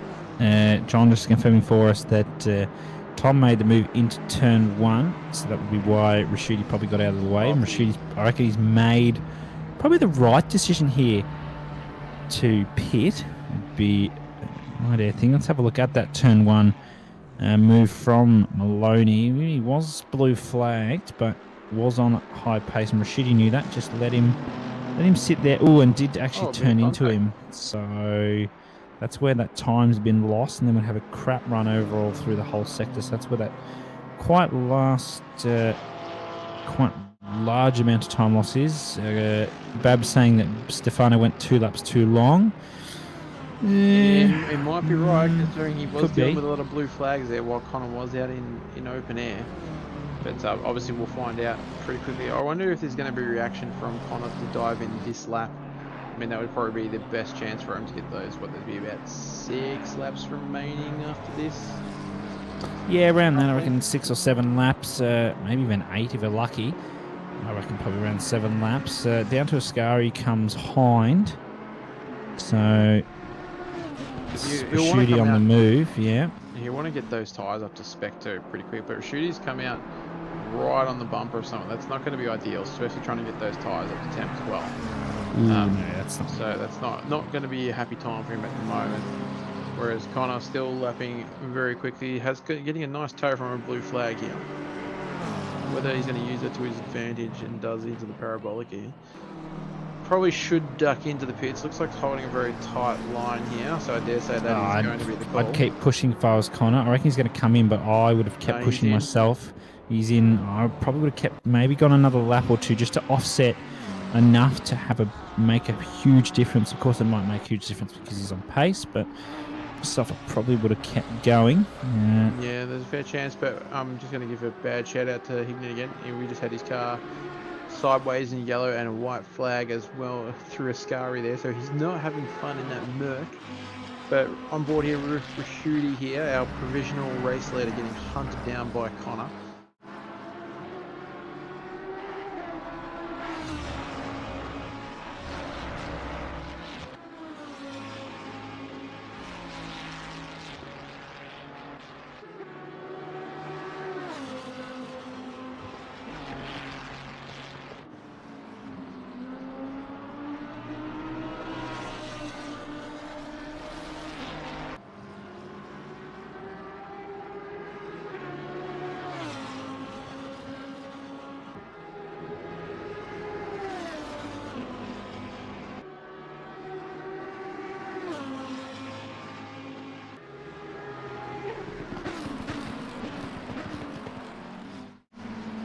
So we're going to see here Rashidi exiting turn 2 there, and there is Connor. Not far. Yeah, we'll see over the Sector 1 timing line how that plays out to these two. Once Connor gets up to speed, 8.5 minutes left. Hingston's still yet to pit. Vintner and Danny both pit. Sasanto's also pitted, so we're just waiting on Hingston to make the final mandatory pit stop of the drivers. Down to chicane at numero 2. Is Rashuti coming, provisionally P1, but of course Hingston is in the actual position at the moment with that mandatory not having been served. Through Lesmo 2 comes Stefano now, gets a nice run. So there you go, 6.5 seconds. We were extremely wrong, so Hind has absolutely reeled him in, and I reckon 6.5 seconds at the rate he was catching before. Rashudi's going to have to put his big boy pants on. Definitely. The only advantage that he has here is Rashidi does have clear track ahead of him at this stage. He is going to come into a bit of back markers soon. I don't know how soon he is considering the pace of the ones ahead of him versus the ones behind, but Connor here has got one car ahead which he'll get on this little straight here, and then there's nothing to stop Connor just unleashing the full speed of that McLaren, which, as my speak there, he's already around him into the parabolica, and going to be, we're just on the borderline of 6 seconds now. So if there's 4 laps remaining roughly, possibly 5 depending on how the timing line goes, but I dare say it's 4. If he's lapping somewhere within the 1 to 2 seconds faster, and as soon as he starts getting a bit more in that mirror of Rashudi, I definitely say the heat is well and truly on. Yeah, I think Hind has got some work to do here, but if anyone's capable, it's going to be him. And the Kovacs guys bang on in the centre there. Maloney's currently provisionally sitting P3. I don't know if he is actually P3 at the moment. We'll have to see once it comes over the timing line. Through to the second chicane comes Hind now. Let's see how we play this one out. It's got Udistira behind, hitting the breaking point nicely. Powers just missed it a little bit there. Through down to there, 5.7. That's come down reasonably quickly. Probably not quickly enough for Connor's liking because he needs to get up, and then there's actually the bit about getting past. Yeah, but it is half a second in one sector. So it's not like it's half a second over a lap. That's per sector. So, you know, if he's doing half second sector 1, half second sector 2, and so on and so forth. 1.5 seconds a lap. Exactly. So I dare say he'll be well and truly on the back of Shooty within the next lap or 2 at that pace, providing everything goes the way that McLaren takes a set of corners. Is absolutely disgusting.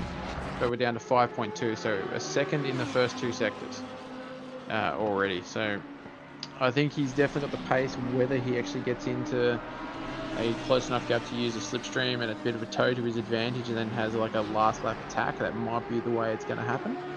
But if I was Rashidi, I'd probably be starting to turn off my rear vision mirror and trying to just head down, focus on these last sort of 4 laps.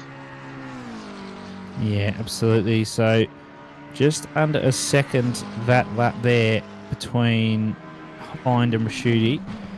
That's going to certainly keep Rashidi on edge there. He'll be able to see Hind in his rearview mirror now. Hind just using all of the curbs where possible to get as much time back as possible. We'll see what the gap is after sector 1. Was half a second gain on last lap. And of course, that was only a cold lap for Connor as well. So it might even be more for all we know. Rashidi's tyres probably a bit more in the window than Connor's, but is that going to be enough to make a huge difference? 4.6 as well, so 0.3 there.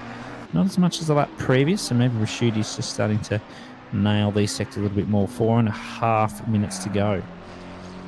Yeah, definitely in the point end of the race now. They'll, do or die moment, so to speak, for the front runners. Tom at the moment sitting P4, didn't quite get ahead of Hingston, but only 2.4 behind him for P3 overall as well. So keep an eye on that battle in the last couple of laps remaining. But yeah, look, I thought the gap might have come down a little bit quicker this lap, but Rashidi may have nailed turn 1, I was going to say, but sector 1 this time. Still hovering at 4.3 at the moment. It is still coming down rapidly, but I'm starting to question whether it's actually going to be enough, because as we always said, one job to catch, another job to overtake.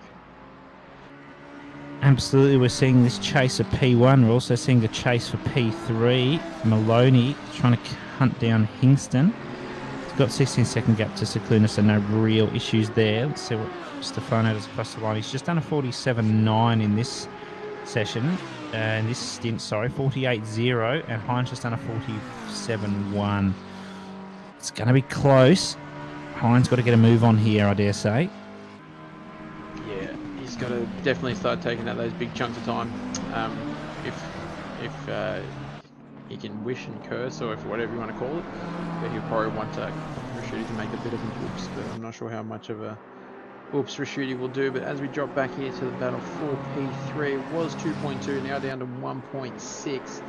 So Maloney here definitely got the pace over Hingston. But we've got to see what, just on probably 2-3 laps remaining should be enough. Yeah, I reckon so. Somewhere around those lines. Through turn 1-2 comes Hingston. That is Maloney hot on these heels. Already taking out half a second in that first sector as well, so down to 1.1. So I dare say this is pretty much inevitable at this stage, just gathering their pace difference.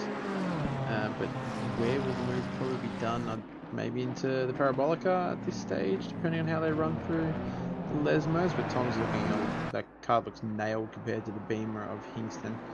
As we see the gap just under a second now. Lesmo 1, nice and done. Definitely got the better line there from Maloney. Coming to Lesmo 2. I can't really see the line different there, but will they have the space into Ascari potentially? Because I don't think the Beamer got the best exit there. It wasn't the best exit, but is it going to be enough to hold off Maloney? I reckon so, but Maloney will stick the nose out and does. I reckon he probably should pull in here and does once again. Just needs to be respectful. This will be the final lap that Rashidi's coming on to now. 2 seconds between them, so P1 and 2 could be on here for Hind and Raschuti, last lap battle. Can Hingston hold off Maloney? Maloney did make a mistake, so all Hingston probably needs to do now is just keep it consistent, hold it together for one lap, and then you have an overall P3 silver win, everything. Like all the good stuff. All the good stuff, exactly right. Including the cherry on top, but at the moment, Raschuti, top of the table, 2-second gap to Connor. I dare say he's got enough, unless he makes a mistake or gets held up a little bit here by traffic. I mean, Connor's done a mega effort trying to, close the gap and all that kind of thing, but might have been a little bit run too late here, and Raschuti may have just been gifted with that the strat working out perfectly on that lap 1 incident, but at the moment, it's like just under, 3-4 corners remaining, although it goes a little bit wide there, gets a nice puff of dirt. 1.6 to Connor at the moment. I don't see it being enough, though, unless we have been through a Ascari here. I dare say he's got just enough buffer. Yeah, absolutely. Maloney's 7/10 to Hingston as well. Rashuti's just been a little bit conservative there, just to ensure that he holds it to their 1.6 over the Sector 2 timing line. Maloney, Hingston here, just quickly cut back for the finish line. Hingston just needs to hold off. Here comes Raschuti, round Parabolica to take the win here at Monza. Great strategy from that lap 1 pit and the safety car on lap 2. Hind did all he could to fight back and it's going to come across the line just over a second behind Raschuti. Well done, Stefano. What a great strategy that was. 1.2 Hind to Raschuti. Hingston makes a mistake. Maloney could go for this here if he's got enough. It could be a final corner battle. He's going to have to be forced round the outside if he's going to give this one a go. I'm smelling a switch back here. If Hingston goes deep, he just blocked that opportunity off. It's not going to be able to get it. Oh, just a bit of crossed wash. Up under power. So that's going to be that's a good recovery drive from Tom, though, from wherever he was. It sounds like he was actually running dead almost at the back, yeah. Up to P4 after getting involved in a few there. But Cicluna here, just cruising along in a bit of no man's land for P5. Cicluna's out of fuel. Oh dear. That did happen last time. Fuel. Oh dear. I'm not sure what's going on here, but that is... He's driving slow, so I reckon he might actually almost fuel saving, but he has enough time to fitness, so that's not going to be an issue. So he's going to take out P5 as my phone goes off again. Yeah, it's always how it works. Of course, home win for Stefano. Couldn't really ask for better. Here comes Greco. Great race overall. Was P3 at one point. Just couldn't deal with the power of the other drivers. Danny P8. Greco takes the AM win. Danny takes the Pro-Am win. Not too far behind. Go on the podium of the Pro-Am. Johnson, just an unfortunate one. Too many incidents. Got some penalties. P3 in the silver class for him. Wayne comes across the line. Udistira, tough race for him. Got a penalty for that large incident that took Brown pretty much out of the race, but he still finished. So hats off to him for pushing on, finishing P23. Yeah, and as we get to take a little bit of a sigh and a bit of a breather here, that was one hell of an eventful race for sure. Monza doesn't disappoint when it comes to things like that, and Split Green definitely showed us some interesting events throughout the entire evening. So we're just going to wait for it to tick over, and then you can yell out all the provisional class wins and all that. No, lucky me. Indeed. So looking at the timetables, Raschuti, Hind take P1-2, Hingston there, P3, Maloney finishing third in the Pro class. Over to Silver, we've got Hingston who takes the win. Great race. Cicluna there takes P2, and Johnson, after a tough one, takes P3. Over in the Pro-Am class, Danny takes him with a great race, only 4.5 seconds ahead of Go, and Brian Kong takes P3. Final step of the podium for Pro-Am class, and in the Am class, Greco takes the win after a nice consistent race. Yuzman, fair chunk behind in P2, and Semolina there in P3 here at Monza.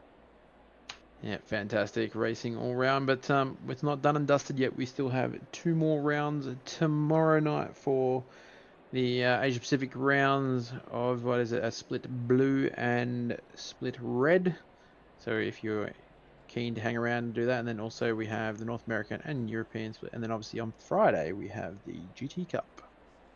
Absolutely we do. Cannot wait for that, so ensure to stay tuned in here on the Octane Online Racing YouTube channel. Cannot wait to see the rest of the racing here for the Sprint Series this week at Monza.